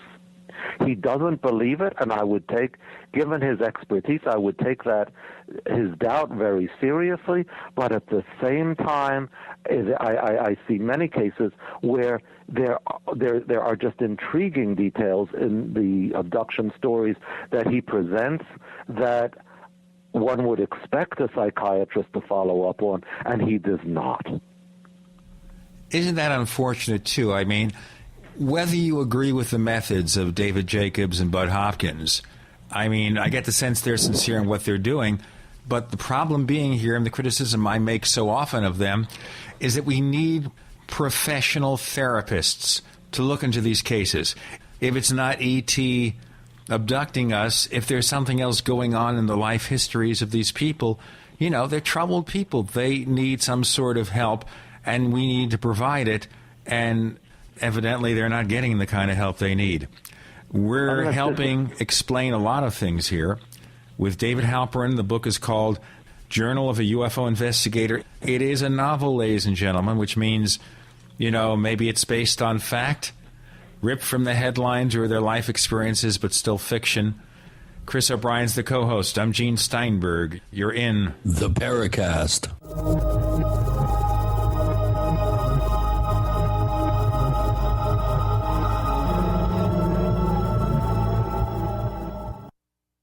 Ray Perkins, a reclusive veteran burned out from the Gulf War, lives tortured by relentless, perplexing nightmares. Nightmares of a horrific battle in deep space and of a mysterious woman suffering in agony for her devastated world. A woman not yet born, calling across centuries to him. Then, a coincidence leads him to his destiny, his chance to alter the universe. Attack of the Rockoids. The former fiction editor for Star Wars and Indiana Jones, Robert Simpson, writes, "The soul of the novel Attack of the Rockoids lies in its heart and passion for building a convincing tale of a love that spans the galaxy. A thrilling story. Attack of the Rockoids is available now. Read a sample chapter and get a special discount off of the cover price at our website, rockoids.com. That's ROCKOIDS.com. Attack of the Rockoids, a novel in the grand science fiction tradition. Extend your life with Extendovite. Hi, I'm Don Wiskin, and have you ever wondered what the garlic cayenne drops could do for you? February is Heart Month, and we want you to find out just what can happen when you take the right combination of herbs designed to maintain our cardiovascular health. Purchase a 4-month supply of Extendovite drops or capsules, plus get a bonus month supply of capsules for only $125 plus shipping. That's 5 months worth of Extendovite for $25 per month.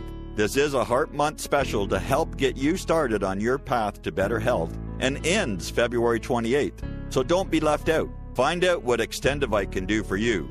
To order, call 1-877-928-8822. That's 1-877-928-8822, or visit our website at heartdrop.com. Extend your life with Extendovite. Hi, I'm Mark Craighead, founder of Crossbreed Holsters. I designed our top-selling holster, the Super Tuck Deluxe, to solve the problems of being poked, pinched, and gouged while carrying concealed. The Super Tuck Deluxe is the most comfortable, most concealable holster on the market today. We offer a 2-week free trial and a lifetime warranty. Visit us at crossbreedholsters.com. Don't forget, crossbreedholsters.com. If you're serious about playing college football, give yourself the competitive edge with the National Underclassmen Football Combine. The NUC is the longest-running underclassmen event and the most respected combine and football camp in the nation, specifically designed to give athletes early recruiting exposure. There's no better time than now to compete in the National Underclassmen Football Combine. Call 888-NUC-MVP1 or go to nationalunderclassmen.com to find out more. Fight back this cold and flu season with the world's best garlic extract, Ali C. Why Ali C? Because it helps your body fight viruses, bacteria, and fungi. Ali C has been scientifically proven in double-blind studies using low doses to greatly reduce the number, severity, and duration of common colds. Ali C contains 300 milligrams of stabilized allicin, the active ingredient in crushed garlic. Studies show Ali C is effective against MRSA, bacterial, fungal, and viral infections. 1 tablet of Ali Ali C has the equivalent of 40 cloves of garlic. Ali C supports your body's resistance to all types of conditions and can help lower high blood pressure and high cholesterol. So boost your body's resistance to infection with nature's best garlic extract, Ali C. For more information and to order Ali C, call 877-888-7126 or go to garlichealthproducts.com. That's 1-877-888-7126 or go to garlichealthproducts.com for your Ali C today. Are you tired of searching for great talk radio? Something more important. Search no more. We are the GCN Radio Network. You're in the Paracast. You never know what's going to happen next.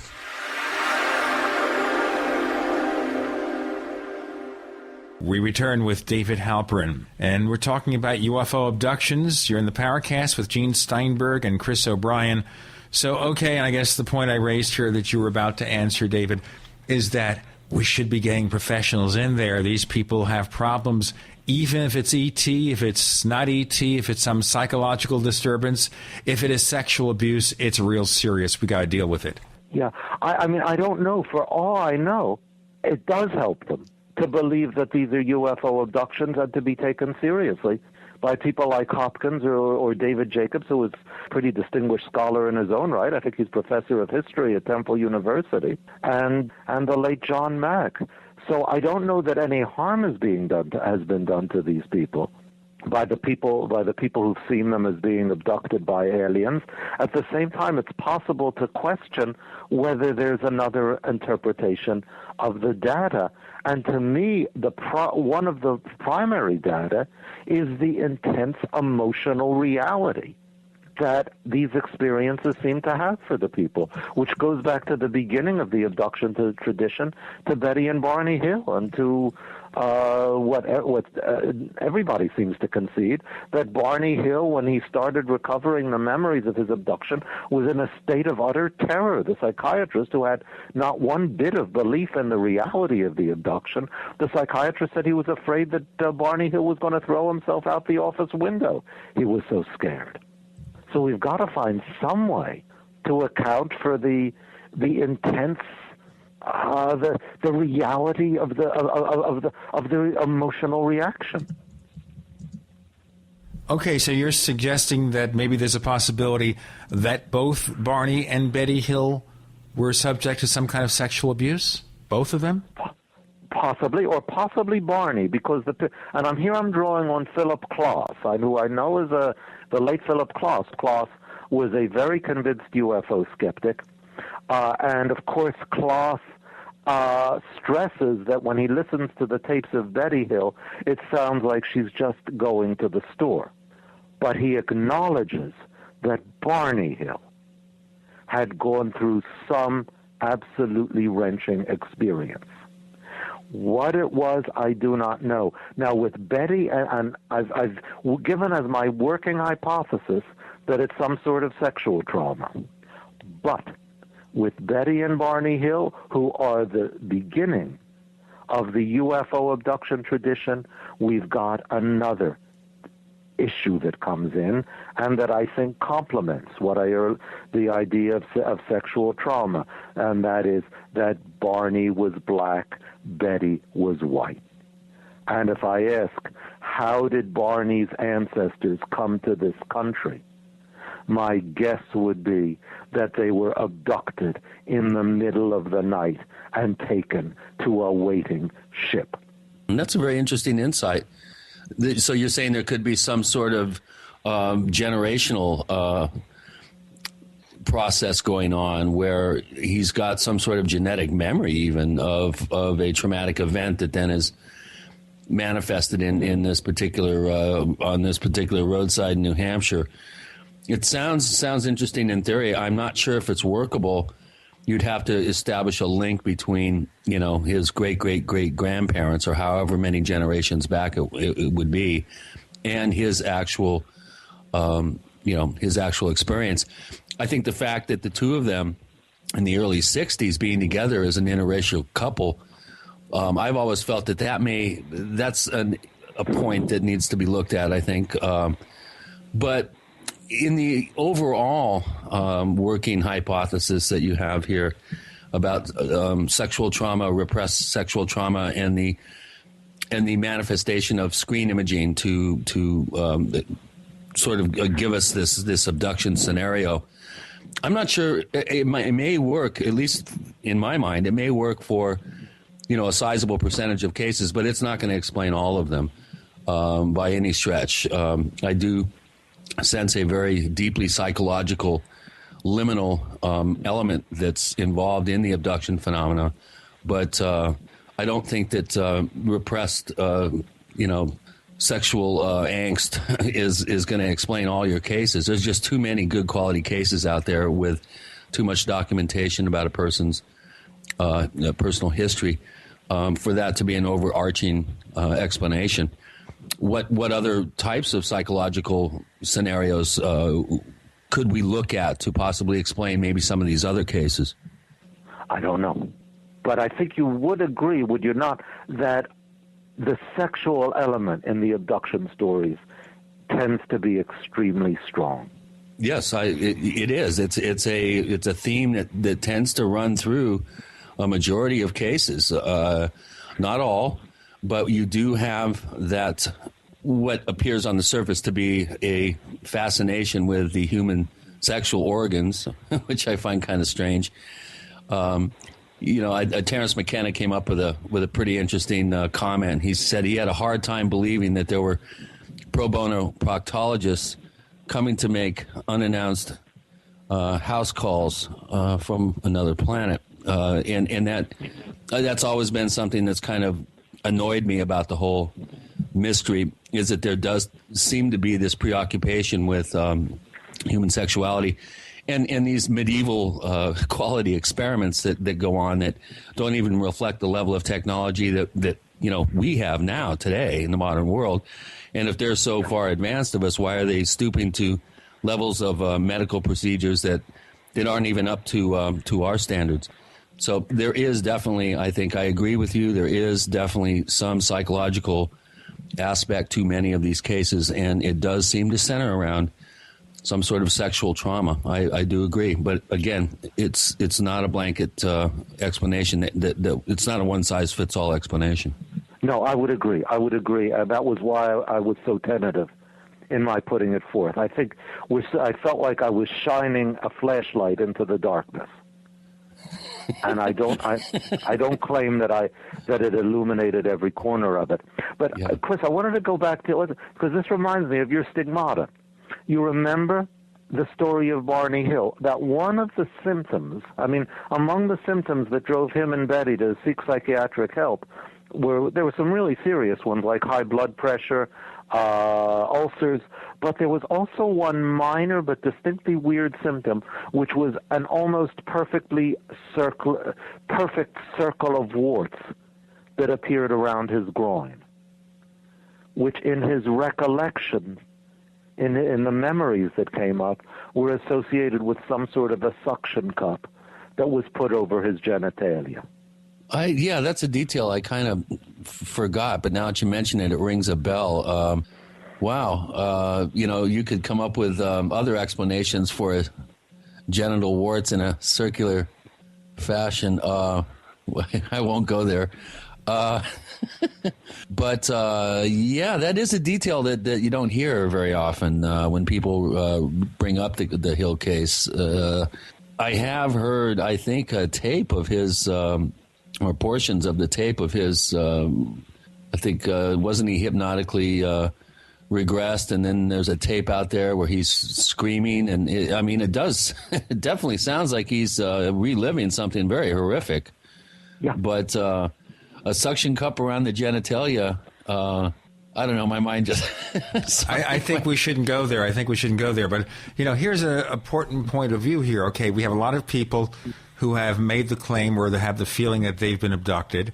And, of course, we have, as I said, these investigators, some of whom suggest that they are being groomed for hybrid aliens, aliens in Earth people. Regardless, how do we get to the bottom of it? We have a lot of troubled people out there who need some kind of treatment, who need some kind of, as they say, I won't want to use that term, need some kind of understanding of what happened to them. How do we get there? Well, I'm wondering if the question of whether the therapeutic question is quite the same thing as the scientific or historical question. I mean, that there is what I call the scientific/historical question of just what did create these memories. And I'm going to assume for a moment it was not leading questions by the hypnotist, which is a hypothesis that also needs to be taken seriously. I'll tell you what, not to interrupt you, David, I want to get into that and explore the possibilities in our next segment. We want you to participate in our Paracast forums. Yes, we do. Here's how you do it. Go to forum.paracast.com. That is forum.paracast.com. Once you're there, you give yourself a unique username to sign up. You can't use Gene Steinberg. I don't even think you can use Captain Marvel. But give yourself a name, and then we invite you to read and participate in our forums. We have David Halperin. The book is Journal of a UFO Investigator, a novel. The co-host is Chris O'Brien. I'm Gene Steinberg. You're in the Paracast.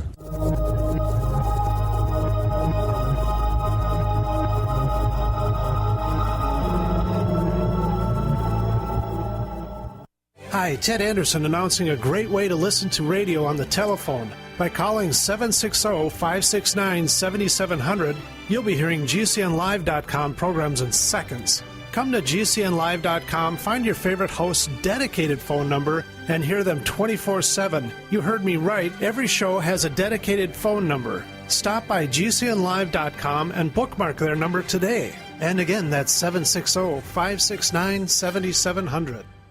Hi, this is Ted Anderson. Have you ever wondered why banks, stockbrokers, investment advisors won't talk about gold IRAs? They've been available since 1986, yet the financial industry won't recognize the value of gold for your retirement. Gold has outperformed paper investments, yet no word about IRAs. If you would like to have gold for your retirement, call 800-686-2237. Don't get left behind by rising inflation and low returns. Call 800-686-2237. Secure your future and call 1-800-686-2237.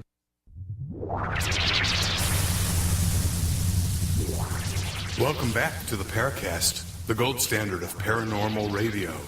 And now, here's Gene Steinberg.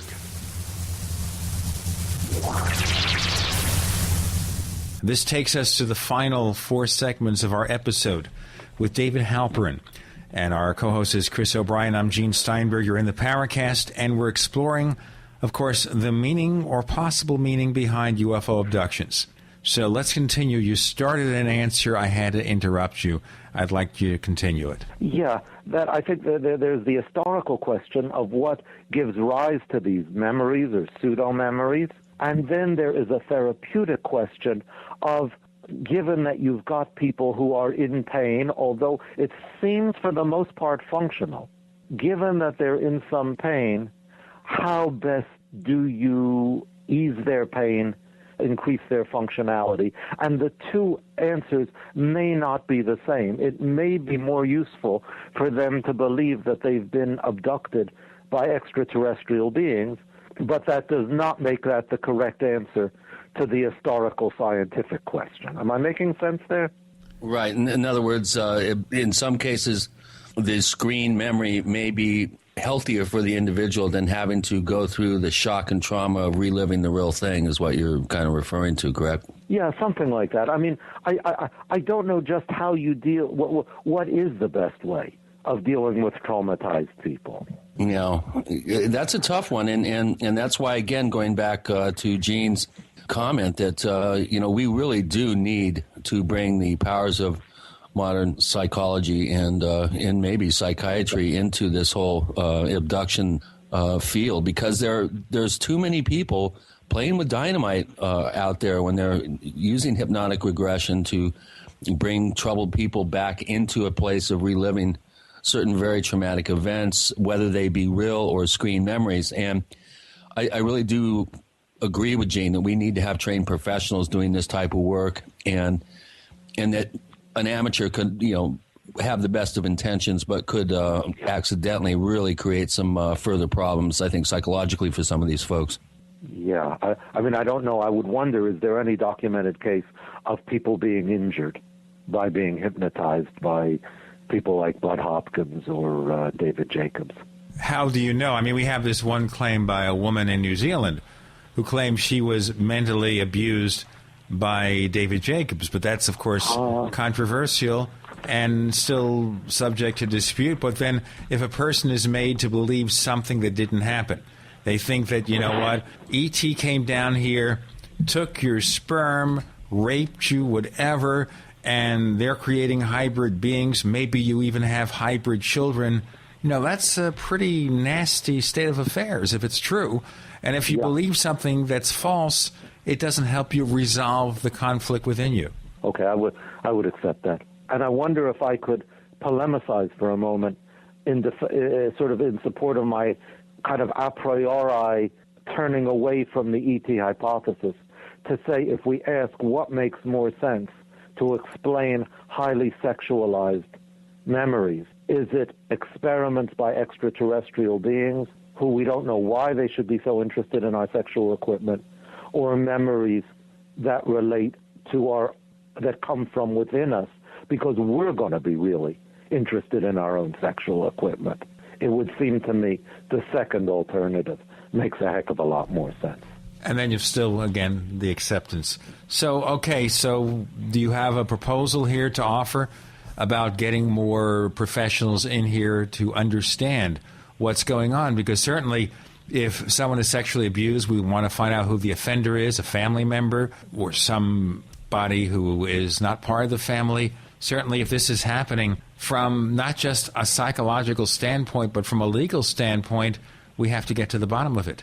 Yeah, though there you get into other problems, which is what brought the whole sexual abuse memories idea into discredit in the 1990s, which is that people tended to forget that what is adequate historical evidence is not necessarily adequate legal evidence for putting somebody in jail. Yeah. Well, there's also a statute of limitations after a certain number of years. Even if you knew who did the offense, you can't do anything about it. Right. And really, I mean, the law requires beyond reasonable doubt. History doesn't. History requires balance of probability. Okay, so going back through history, are we saying then the ancient traditions were also involving cases of some sort of sexual abuse? Yes. Well, you also have... That may have been what spooked out my referee. You know, it could be a combination of causal elements as well. The whole idea of sleep paralysis relating to the medieval incubi and succubi, for instance. Yeah. If a constellation of life history events come together in a certain way, possibly that might be an equation that then triggers what appears to be to the witness or to the experiencer. It appears to be an abduction scenario. Perhaps you need a combination of events in a person's life coming together subconsciously to then create, and manifest an abduction type experience in their present day scenario. I personally had what I consider to be an encounter experience when I was 6, just turned 7, back in Bellevue, Washington. And this was a fully conscious experience with, again, your number 3. There possibly was a 4th being involved in this, but I was followed around my neighborhood, basically 3 different houses on my street, 3 in the morning by these entities that were about the same size as me. And I don't recall any sort of abduction experience, and I don't think I was gone long enough to really fall into that particular missing time category. But I don't recall any sort of physical contact. I don't recall any sort of trauma involving some sort of experimentation or being taken anywhere. So there are cases that kind of fall through the cracks in this particular subject matter where people have up close and personal experiences but don't appear to have interacted in a physical way with these screen images, aliens, however you want to call them. So how do you reconcile these cases along with, obviously, what we've been talking about? I don't. All I can say is that this is something that's outside the explanatory power of my model, and I'd have to hear more details about your experience, and I would still be guessing. I would think probably my first questions to you would be, how did the memories of is there any correlation with how these memories arose? What did the experience mean to you? Questions of that sort, which actually I would be completely fascinated hearing your answer to. Well, again, it was not something I was looking for. I had not been exposed to the mass media or popular culture. I hadn't seen science fiction movies. I had not been exposed, at least to my knowledge now, looking back. I was kind of sheltered from TV and movies and that sort of thing until I was about 8 or 9. It was a fully conscious experience. I remembered it vividly the next day. My whole family heard about it. Of course, I was sleepwalking and had a nightmare, but I knew better. I had a physical. I actually tried to run out my kitchen door and forgot that my dad had put the screen on and banged into the door. So I knew I was awake. So if I was having some sort of experience that was sleepwalking, it was I was really deep out, if you want to put it that way, which I don't think I was. But there are other cases like this. I had a very interesting case that occurred to me. I had the sensation of invisible energies entering my room. This is only 1 or 2 times I've ever had this feeling, and it was very vivid in my. I just felt it physically that there was something invisible in my room and a group of them.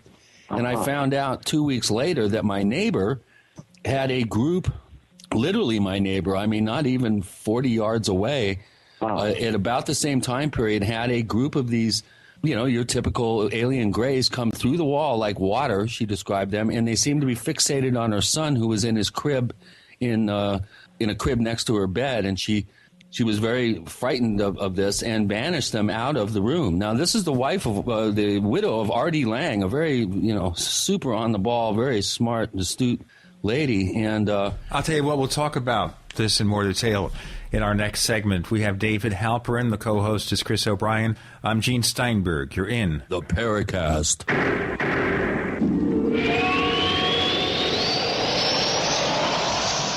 Don't complain about your cable bill going up and up and up. Do something about it. Grab a pencil and jot down this special number, 1-877-804-MY-TV. The more cable TV rates go up, the better digital satellite TV looks. So, disable the cable and get more of your favorite channels in 100% digital quality for less money. Call 1-877-804-MY-TV right now to sign up for packages starting as low as $19.99 and up to 4 rooms. And there's no equipment to buy. That includes your free HD TV upgrade, your free DVR upgrade, and your free professional installation. And the best part, the pristine digital picture and sound. Call 1-877-804-MY-TV. So, what are you waiting for? Pull out your major credit or debit card. Call 1-877-804-MY-TV. 1-877-804-MY-TV. Disable the cable, cut costs, and get more. Call 1-877-804-MY-TV. 1-877-804-MY-TV. I'm Roger Rao at Midas Resources. If you are going through a financial roller coaster because of your investment in stocks, bonds, and other paper assets, perhaps you're ready for a change. You have an opportunity to change your financial security. Get the stability and peace of mind you deserve by investing in precious metals. Gold and silver have been a form of wealth protection for over 5,000 years all over the world. If you have seen your hard-earned money lose value because of inflation, sliding dollar, etc., it's time you stop the bleeding. The answer to your problems is simple. Gold and silver will protect your assets and your purchasing power. Physical possession of precious metals, IRA rollover, etc. Call me, Roger Rao, at 1-800-686-2237, extension 178. Take action today when we are still accepting paper dollars for gold and silver. Ready for a change? Call Roger Rao at 1-800-686-2237, extension 178. Again, it's 1-800-686-2237, extension 178. There's mounting evidence suggesting that there are people, governments, corporations, and whole professions intent on short-circuiting humanity's well-being. GMO, food legislation protecting big agriculture, the attempted elimination of vitamins and alternative medicines, it seems their hand has been tipped. They want to dictate your health, wealth, and your longevity.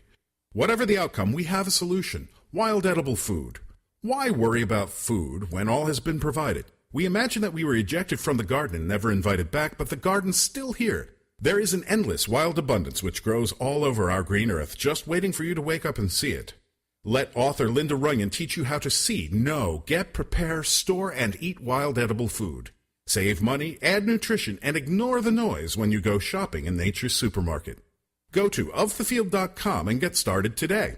Or call 1-888-51-EAT-FREE. That's ofthefield.com or call 1-888-51-EAT-FREE and begin to see a different world. If you own a septic system or if you're facing costly septic system replacement, this message is for you. When you want to stop paying for pump outs and avoid backups, when you've had enough of the foul odors and costly repairs, use BioSafe One Septic Solution. Now there's an easy-to-use 100% guaranteed answer to all your septic system problems. BioSafe One Septic Solution. BioSafe One is patented and made specifically for all septic systems and made by the same team of scientists who helped clean up the Exxon Valdez oil spill. BioSafe One decontaminates and removes sludge, stops costly pump outs and repairs, and removes septic system stench, all with a 100% success rate. See what gives BioSafe One Septic Solution the advantage over any other septic product at biosafeone.com. That's BIOSAFEONE.com. biosafeone.com. Or call toll-free 1-866-424-6663. That's 1-866-424-6663. BioSafe One, the guaranteed bio-friendly, money-saving way to clean your septic system. The GCN Radio Network, providing the world with hard-hitting talk radio. GCN. Great talk radio starts here. We want to hear from you. If you have a comment or question about the Paracast, send it to news@theparacast.com. That's news@theparacast.com. And don't forget to visit our famous Paracast community forums at forum.theparacast.com. Get in on all the action at forum.theparacast.com. Return with us now to those thrilling days of yesteryear, the teen UFO years. And I won't try to imitate the late Fred Foy, who was the announcer of the Lone Ranger, and also the Dick Cavett Show, as a matter of fact. We have David Halperin, our co-host Chris O'Brien. I'm Gene Steinberger in the Paracast, and you were telling us something, Chris, that I want you to continue, please. Well, the point I'm bringing up is here's me having what I consider. I do consider myself to be very aware, and I journal, I write everything down. I've got pretty good sense of my environment, and to have a very unusual experience then occur the same night. I find out 2 weeks later that my neighbor had something even more manifest than I did occur to her, a super, what I would call credible witness. And she had a very special son, too, and that's why she thought that they were interested in him. But the reason why I bring this up is simple. Not all encounter cases have this sexual element to them. They don't have physical interaction between the victim, witness, and these screen images or physical beings, if you will. Yeah. Is there possibly, and this is my question, is there possibly a way to figure out, to differentiate between the causal elements in this? I think possibly someone that has manifested a constellation of psychological events. I'm going with your theory here. Let's say witnesses manifest a certain constellation of psychological factors through their history and through their lives. And if they do have sexual abuse, possibly those are the cases that then turn into the cases where you have some sort of physical examination and some sort of sexual element involved. What do you think of that? And what I'm hearing you saying is that there is some phenomenon that lies beyond that in people with this constellation will appear as sexual experimentation, and in others will take other and perhaps more benign forms. Am I hearing you right? Exactly. So if you do have some sort of sexual trauma in your life, whether it be inadvertent or otherwise, probably the most intense ones are when you have familial incestuous type sexual trauma. Yeah. would be probably the most traumatic. But possibly that's what we're seeing here, is we're seeing a compiling of psychological factors that if it includes some sort of sexual trauma, then it manifests itself in a more sexually oriented scenario within the abduction framework. That makes perfect sense to me. It's beyond the range of my flashlight. Gene, can we get this guy one of their million candle power spotlights so we can really shine it on it? We're a low-budget show, Chris. I don't think we're in a position to shine that kind of light. We try. What I'm thinking here is that I ought to pursue this a little bit, that it seems to me that if we perceive, and this again is my polemic, okay, that if we perceive the essential UFO mystery as being this sort of thing, then I think we've got a good chance, I won't say of solving it, but of understanding it more in another 10 or 20 years if we pursue this kind of line of inquiry. Right. Of course, we're not talking about, we're not bringing into it supposed implants and the physicality of scars and other things that, allegedly are related to this. I'm still uncertain in my mind that many of these cases are legitimate in terms of having supposed physical evidence, although there are some cases that are pretty hard to argue with, where abductees exhibit real physical signs of being traumatized. You mentioned Barney Hill and the genital warts scenario, but I agree with you. I think that we need to be more out of the box with this. I think we need to bring in, as Gene said, more professional interest in this subject. We need funding. We need a way to create a scenario where we can do hard science in the abduction phenomenon. W.C. Levengood, who is a biophysicist at the Grass Lakes Biophysical Laboratory in Wisconsin, came up with an idea of putting hair into curlers and having abductees have these curlers in their hair and have ungerminated seeds in these curlers to study the effect of the experience scientifically, energetically on the actual ungerminated seeds. I think it's a brilliant idea, and we need more thinking like that to really, I think, ascertain scientifically what's going on and at the same time look at it more deeply from the psychological level.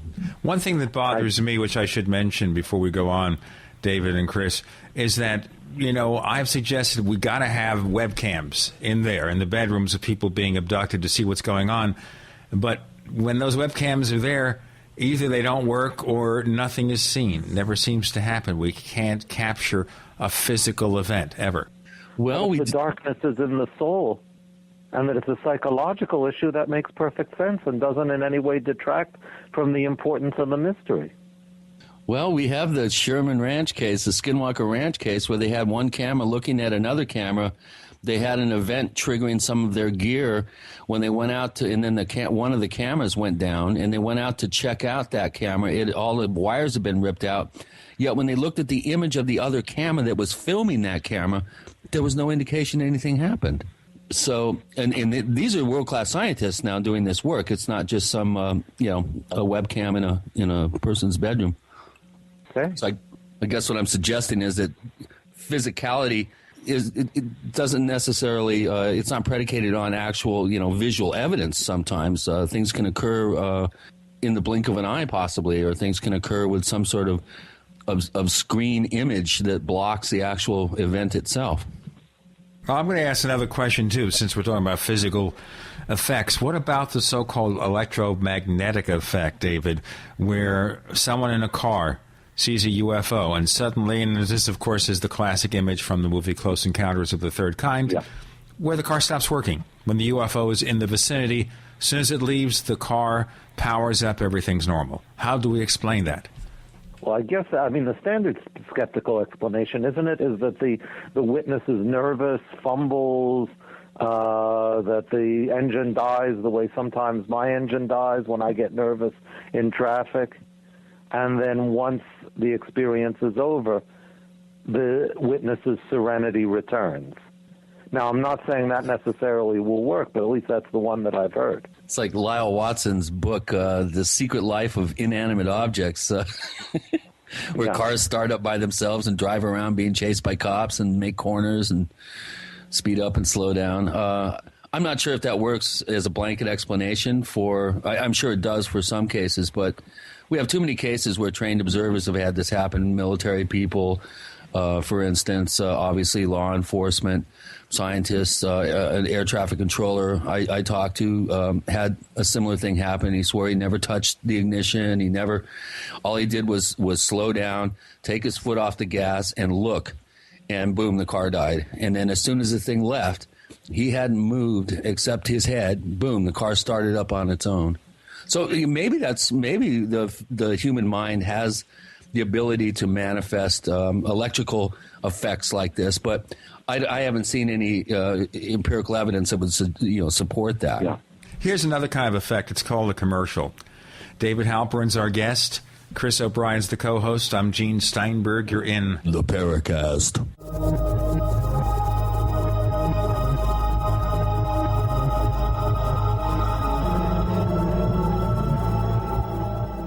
Graphic Converter is the image manipulation tool for the rest of us. It does not use any database. You get full control of all your files. Want to view the images of a folder? Drag it into Graphic Converter, and a powerful browser opens up to show your image files. You could use it for slideshows. You could use it to import images from digital cameras or from scanners. Need to do some image editing? You can do that too in Graphic Converter. Also print catalogs. Convert from so many formats I can't even list them. Download now to see if Graphic Converter is good for you, like 1.5 million other users. Guess what? You can download a version that is mostly full-featured. Try it out, and if you like it, it's just $34.95 for Graphic Converter from lemkesoft.com. That's LEMKESOFT.com. lemkesoft.com for my favorite Graphic Converter.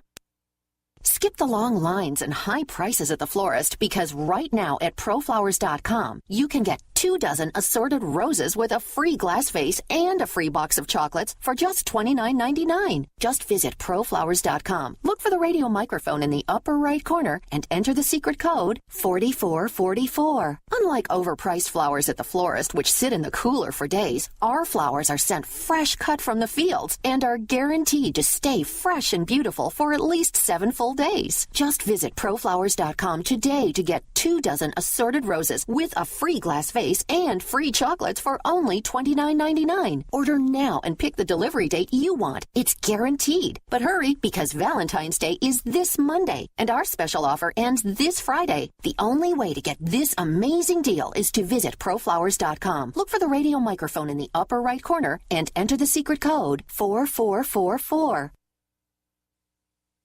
Where have all the military surplus stores gone? Don't worry, you don't need one, because everything you need at military surplus is at mainmilitary.com. That's M-A-I-N-E military.com, one of the last surviving true military surplus stores in the country. Go online now to mainmilitary.com and discover a source for hard-to-find surplus items at true surplus prices. Surplus gun cleaning kits as low as $2.99. Complete chemical suits as low as $11.99. See our huge selection of gas masks, filters, and accessories. Finish and M10 gas masks are 3 for $30, and Swiss filters are 3 for $12. Searching for Strike Anywhere matches? MainMilitary.com has them, plus a whole new product line of survival and first aid kits and lots more. Get free shipping on orders over $50 only at MainMilitary.com. That's M-A-I-N-E military.com, or call 877-608-0179, 877-608-0179. MainMilitary.com, the main name in military supply. Normal blood pressure, naturally. How would that make you feel? I'm Don from New Mexico. January of 2000, I had a heart attack. Then my real health began going downhill, and I had high blood pressure, high blood sugar, poor vision, and I really wasn't sleeping well. I was a mess, pretty much. Don reports dramatic improvements with Heart and Body Extract. I started taking Heart and Body Extract, and from within a few days, I started sleeping a lot better. My blood pressure normalized, my blood sugar normalized, and my sleep really did improve. Experience these benefits and more when your body gets what it needs with the assistance of Heart and Body Extract. Order at hbextract.com or call 866-295-5305. That's hbextract.com or call 866-295-5305. And folks, I did not expect this at all. By the 7th, 8th, and 9th day, I saw dramatic improvements from taking Heart and Body Extract. Details at hbextract.com or call 866-295-5305 for Heart and Body Extract. America's #1 source for independent talk radio for over a decade. We are the GCN Radio Network. You're in the Paracast. You never know what's going to happen next. And our co-host, by the way, is Chris O'Brien. I'm Gene Steinberg. You're in the Paracast. We return for the last two segments, our visit with David Halperin, author of Journal of a UFO Investigator, a novel about the teenage UFO years. Before we go on, David, in writing this book, I'm going to do this because I'm an egomaniac, because you have to be an egomaniac to go on the radio every week and do a show of any kind. So if I pick up this book and go through, and I've read a lot of it, fascinating novel, nearly 275, 300 pages, do I find myself represented here or not? You do not. You are not in the book, Gene. Oh, he was really looking forward to being like, maybe even a composite of characters or something, but... Yeah. Okay, that's an important point here. If we look at this book, will we recognize personalities in the UFO field represented here? No, you will not. Because I chose to write the book not about my actual experience as a teenage UFO investigator, but starting off from certain... Well, there are two things that are autobiographical in it. One is the family background. The protagonist of the book, like me, spent his adolescence with a dying mother. Okay, and that background, which occurs certainly, it's evident at the beginning of the book, that is something I know from my own adolescence. The other thing that's autobiographical is a bit more complex. That I remember some of the fantasies, some of the dreams even. I think they were dreams, although conceivably they could have been waking fantasies that I had in those years.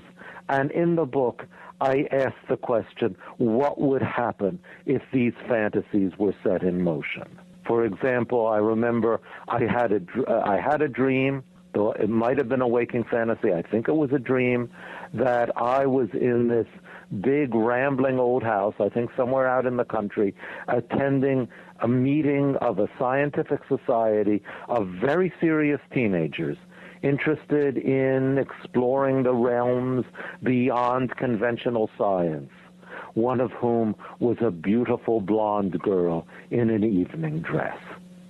And I took that scene, and what if the narrator of the journal really was at a meeting of such a society? And what if there was a beautiful blonde, as she turns out to be, seductress and thief at the meeting? And what if she and Danny take a shine to each other? What if? And that's where the story goes.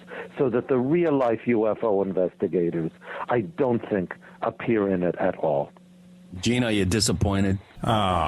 He was convinced that he just had to have been in there somewhere, but maybe subconsciously he's in there. I would be the villain. And you've manifested him subconsciously in your writing. By Does the way, the UFO David, investigator in this book, David, tell our listeners, does he really encounter any extraordinary events, or is it mostly about the people, not so much about the science fiction? It's about the people. I mean, the book is essentially a coming-of-age story. With one of the coolest covers I have ever seen on a book. I love the dust jacket cover. It's so striking. Did the publisher do that? You had a hand in that? No, I had no hand at all. They presented it to me and told me this was my cover, whether I liked it or not. They did a good one for you. It's excellent. Yep. As publishers do.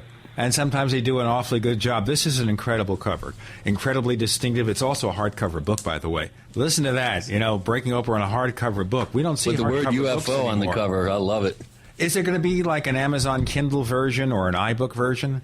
Well, there's already going to be an audio version. I don't know if it's available yet. Who did the audio? You? No. A person. I've seen the name, but it rings no bells for me. The audio is available from Blackstone, or will be available from Blackstone. And I think I may have mentioned that the book has been published in Spain under the title Diario de un Investigador de OVNIs, and it will be published also in Italian and German versions. What about the movie rights? Not yet sold. We have to think who's going to play our protagonist, who's going to play young David Halperin. So what age group is this coming of age? Is this something like the mid-teens or so? Yeah. I mean, that's what the story begins with the protagonist turning 13, and it ends when he's 17. Yeah. And it's essentially about him and the story that he needs to tell himself in order to cope with his real life. The book, of course, is Journal of a UFO Investigator by David Halperin, and it's a lot different than what you might expect, because this is the kind of story where even if UFOs aren't part of the picture, it would be a fascinating story. Well, I'm sure it looks at motivations, and it looks at the development of critical thinking, I would imagine. I haven't had a chance to read the book yet, although I do plan on it.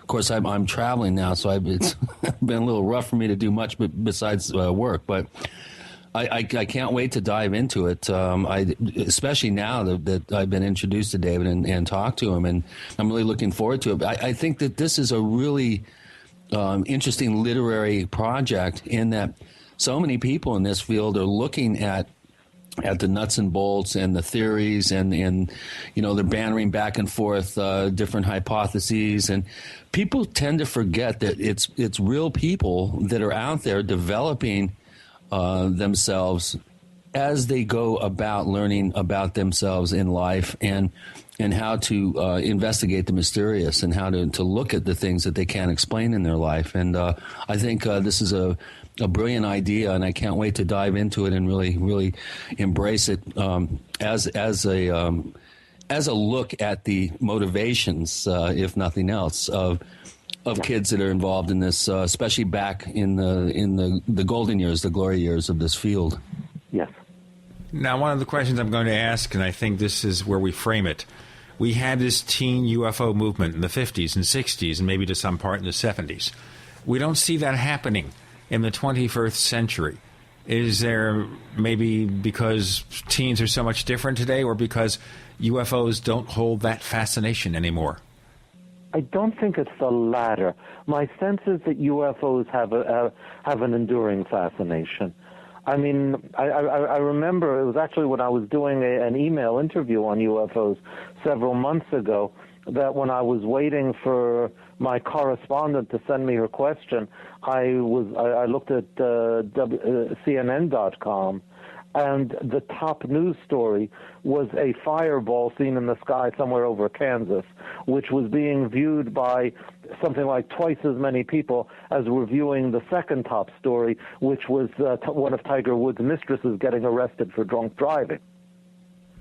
And usually that's really the top story. Yes. Yes. And consistently, it seems to me, when there is a UFO story, or on CNN.com, that is the one that people gravitate to.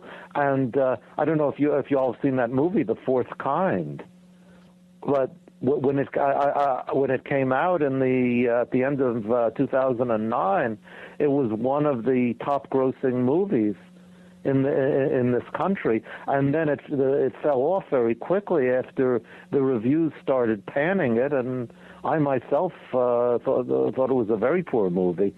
But the theme of it, which is UFO abductions, is something that appeals deeply to people. So I don't think that UFOs have lost one bit of their power. Now, whether they still have the function for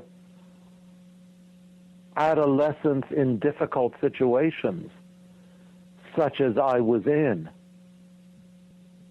that they did then, I don't know. I mean, I was intrigued when I heard Jerry Clark say that in your interview, that there don't seem to be that there doesn't seem to be a teen UFO scene anymore, and I don't have. I can offer nothing more than the wildest guesses why not. We have David Halperin. The co-host is Chris O'Brien. I'm Gene Steinberg. You're in the Paracast.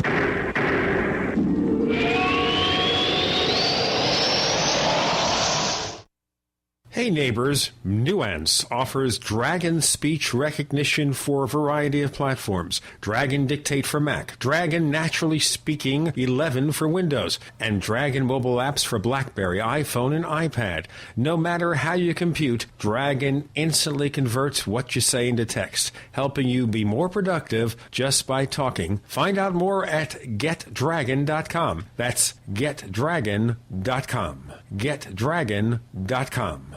You expect professional service from your doctor, your accountant, and even the girl who takes your morning coffee order. Why not from your domain registrar, too? Namecheap.com provides stellar service with no sneaky upselling. We offer more features and security options for your website than there are ways to order a latte. And new domains come with WhoisGuard to protect your personal info. At Namecheap.com, you can get your domain for as low as $2.99. Now is a great time to get to know Namecheap.com. Becoming a modern smoker is now easier and more cost-effective thanks to LeSig. Traditional smokers the world over love LeSig. E-cigarettes with a look, feel, and taste of real cigarettes, but without the nasty smoke, ashes, or stains. LeSig is powered by revolutionary microelectronic technology. A small rechargeable battery and unique replaceable cartridge provide all the satisfaction and benefits of smoking without the smoke and all the hazards. See the large variety of LeSig e-cigarette supplies and accessories at LeSig.com. That's LECIG.com. LeSig is competitively priced, comes with the best customer service, a 30-day warranty, and satisfaction guaranteed. What a great gift idea. For a 10% discount, mention GCN when you call 870-518-4307. That's 870-518-4307. Ask for fast, free same-day shipping. Order online at LeSig.com and use promo code GCN at checkout. That's LECIG.com. LeSig, for today's modern smoker. At hempusa.org, we offer chemical-free products to people around the world, detoxifying, self-healing, while rebuilding the immune system. We urge our listeners to please consider our largest-selling product, microplant powder. Our microplant powder is rich in silica and probiotics to help rebuild the immune system and to create a healthy stomach flora. Microplant powder is excellent for daily intake and is perfect to add to your storage shelter. We urge our listeners to please visit us at hempusa.org. And remember, all of our products are chemical-free and healthy to eat. We constantly strive to give you the best service, highest quality, and rapid shipping anywhere. And we offer free shipping on orders over $95 in the U.S. Please visit us at hempusa.org or call 908-691-2608. That's 908-691-2608. See what our powder, seeds, and oil can do for you at hempusa.org. They all laughed when I told them my body cleansing tonic was tea. But after 10 days, my body feels way more energized, and I've lost nearly 15 pounds. They're not laughing now. That's what John from Oklahoma said about Life Change Tea. In the 6 months of being on the tea, all my digestive problems have cleared up. My energy levels have gone way up, and my constipation problems are no more. And that's what Michelle from California said about Life Change Tea from GetTheTea.com. The amazing all-natural tea that cleanses your body from toxins, chemicals, bacteria, viruses, and molds, while helping to lower high blood pressure, high cholesterol, lower blood sugar levels, and help you lose weight. Life Change Tea has no caffeine and is all natural, all organic. Go to GetTheTea.com today or call 928-308-0408. That's GetTheTea.com or call 928-308-0408. Life Change Tea really changes things. Are you tired of searching for great talk radio? Something more important. Search no more. We are the GCN Radio Network. This is Jim Mosley, editor of Saucer Smear, and I'm here to say a good word or two about the Paracast, which I believe is the gold standard of paranormal radio. Listen to it if you can.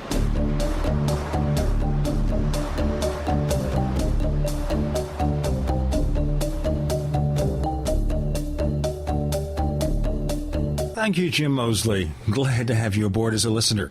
A reminder, if you have a comment or a question about the Paracast, the things you hear, the things you'd like to hear, please write us directly, news@theparacast.com.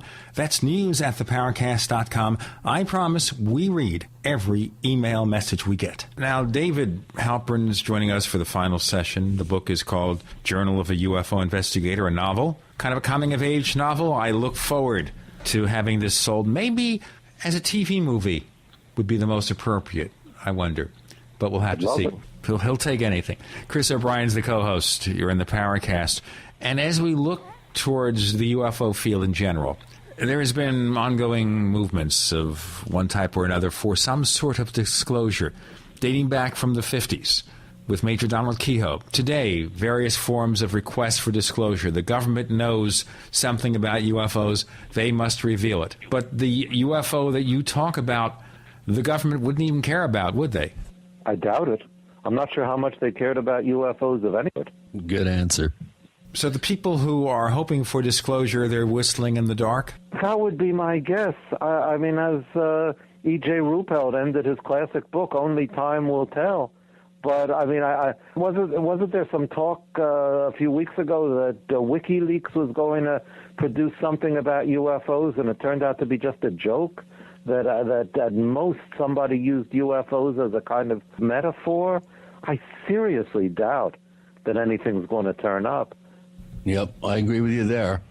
I could always predict, I think, having followed this for so many years, that even if UFOs are ET, nothing will be disclosed. Yeah. Okay, but then that brings back the other question, too, about possible government interactions. You can say then that when people remember something happening near Roswell, New Mexico, it wasn't the crash of a UFO. I mean, I found Carl Flock's book tremendously persuasive, that it was a top-secret espionage project, so naturally there was a cover-up. In a situation like that, to be fair about it also, and I'm not taking a side here, if you have this top-secret craft, the average military person wouldn't know. There'd be no need to know. They wouldn't have to know this. So they could see this happening, and maybe they say it's a flying saucer. And then the management comes down, the leadership, the commanders say, oh, no, this is a top-secret thing, has nothing to do with that. You got to retract the story, which is, of course, where the mystery starts. Then they say, oh, it was a balloon. Yeah. I mean, if Flock is right, and I find him very persuasive, it was a balloon, but part of not just an ordinary weather balloon. It was part of a balloon train used for taking radio equipment up to the edge of the stratosphere. I mean, it's an interesting question if you think about it. Like you remember the UFO that Thomas Mantell chased. Was that really a UFO? And if it was a skyhook balloon, which I think is the conventional explanation of it, in a sense it was a UFO because hardly anybody knew those things existed. It was basically an unfortunate accident. Yeah, but I mean that the object being chased was something that in fact was unidentified in terms of the knowledge that most people had. So when we hear stories then, and in our previous week's episode we had George Filer, Eastern UFO representative for MUFON. He's the Eastern investigator. He's got a publication called Filer's Files where he collects UFO tales from around the world. Mm-hmm. And he talked of cases where he saw a UFO as a navigator for the Air Force, mm-hmm. and that it was tracked on radar. So the question, of course, we ask, what did George Filer see? Uh-huh. Because that doesn't fit into the imagination, does it? I don't think so, but I just don't know. And, of course, he also talked about instances where they tried to shoot at the UFO and something may or may not have fired back.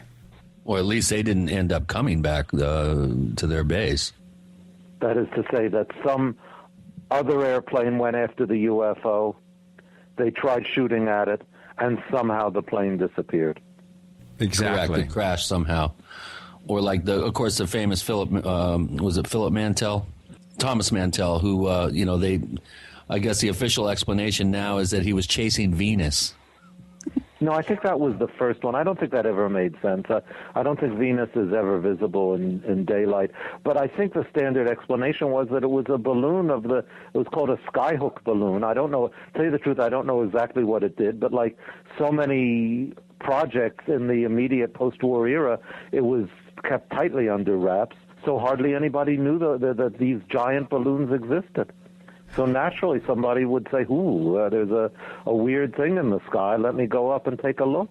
That, since nobody knew that these, or hardly anybody knew that these skyhook balloons existed, naturally somebody seeing one would say, there's something weird up here that needs to be investigated, and go up after it. And in a sense, I guess it depends on how you define these things. It was an unidentified flying object, something that didn't fit into any of the categories that people knew of in those times.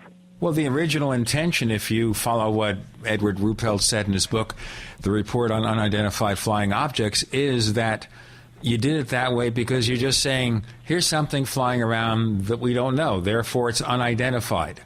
Yeah. Period. It doesn't have to be E.T. Right.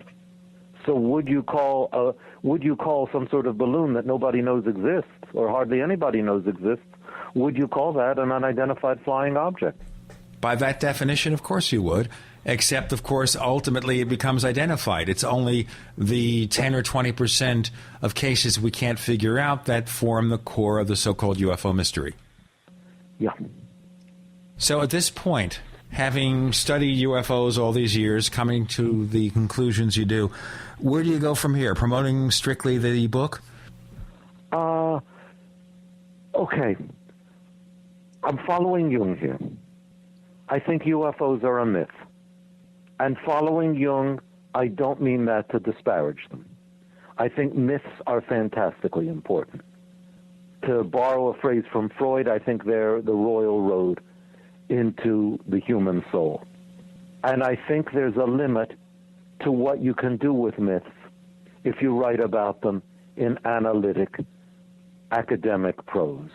What I am doing, what I did in this novel, what I want to do in future fiction projects, because I think I'm going to be mostly writing fiction from now on, is exploring myth by retelling it.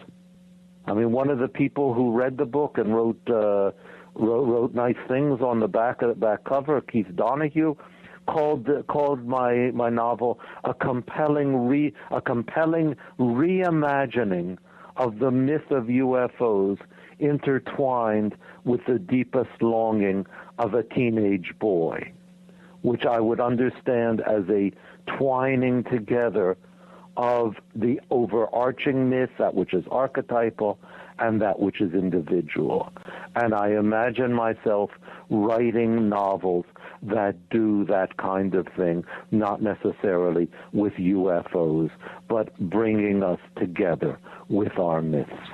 Would you then create a fantasy novel or a science fiction novel for that reason? I might. What else can you say? I'm working now off and on. I've told you about this man Cardozo, the Jewish mystic of the 17th century. I'm working off and on about a novel in which a woman psychiatrist in the year 2000 has a patient who begins to recover memories and dream fragments of Cardozo. Because I want to explore what is it like if a 17th century mystic and would-be messiah carries his mythic world into the beginning of the 21st century and manages to persuade a skeptical 21st century woman to go along with it. What happens to these people? We can't wait to see it. We're just about out of time. Chris O'Brien, where do we find more of the things that you do? Well, if you're in L.A., that's where you'll find me right now. But I do have a website. It's called OurStrangePlanet.com. It is a strange planet. It's Our Strange Planet. And you can find my entire database of my many years in the San Luis Valley there, and also find information on how to get signed copies of my books. Chris O'Brien, our co-host, David Halperin. After all these years, very nice to talk to you again and listen to your experiences and knowledge. Thanks for joining us this week on the Paracast. Thank you so much, Gene. The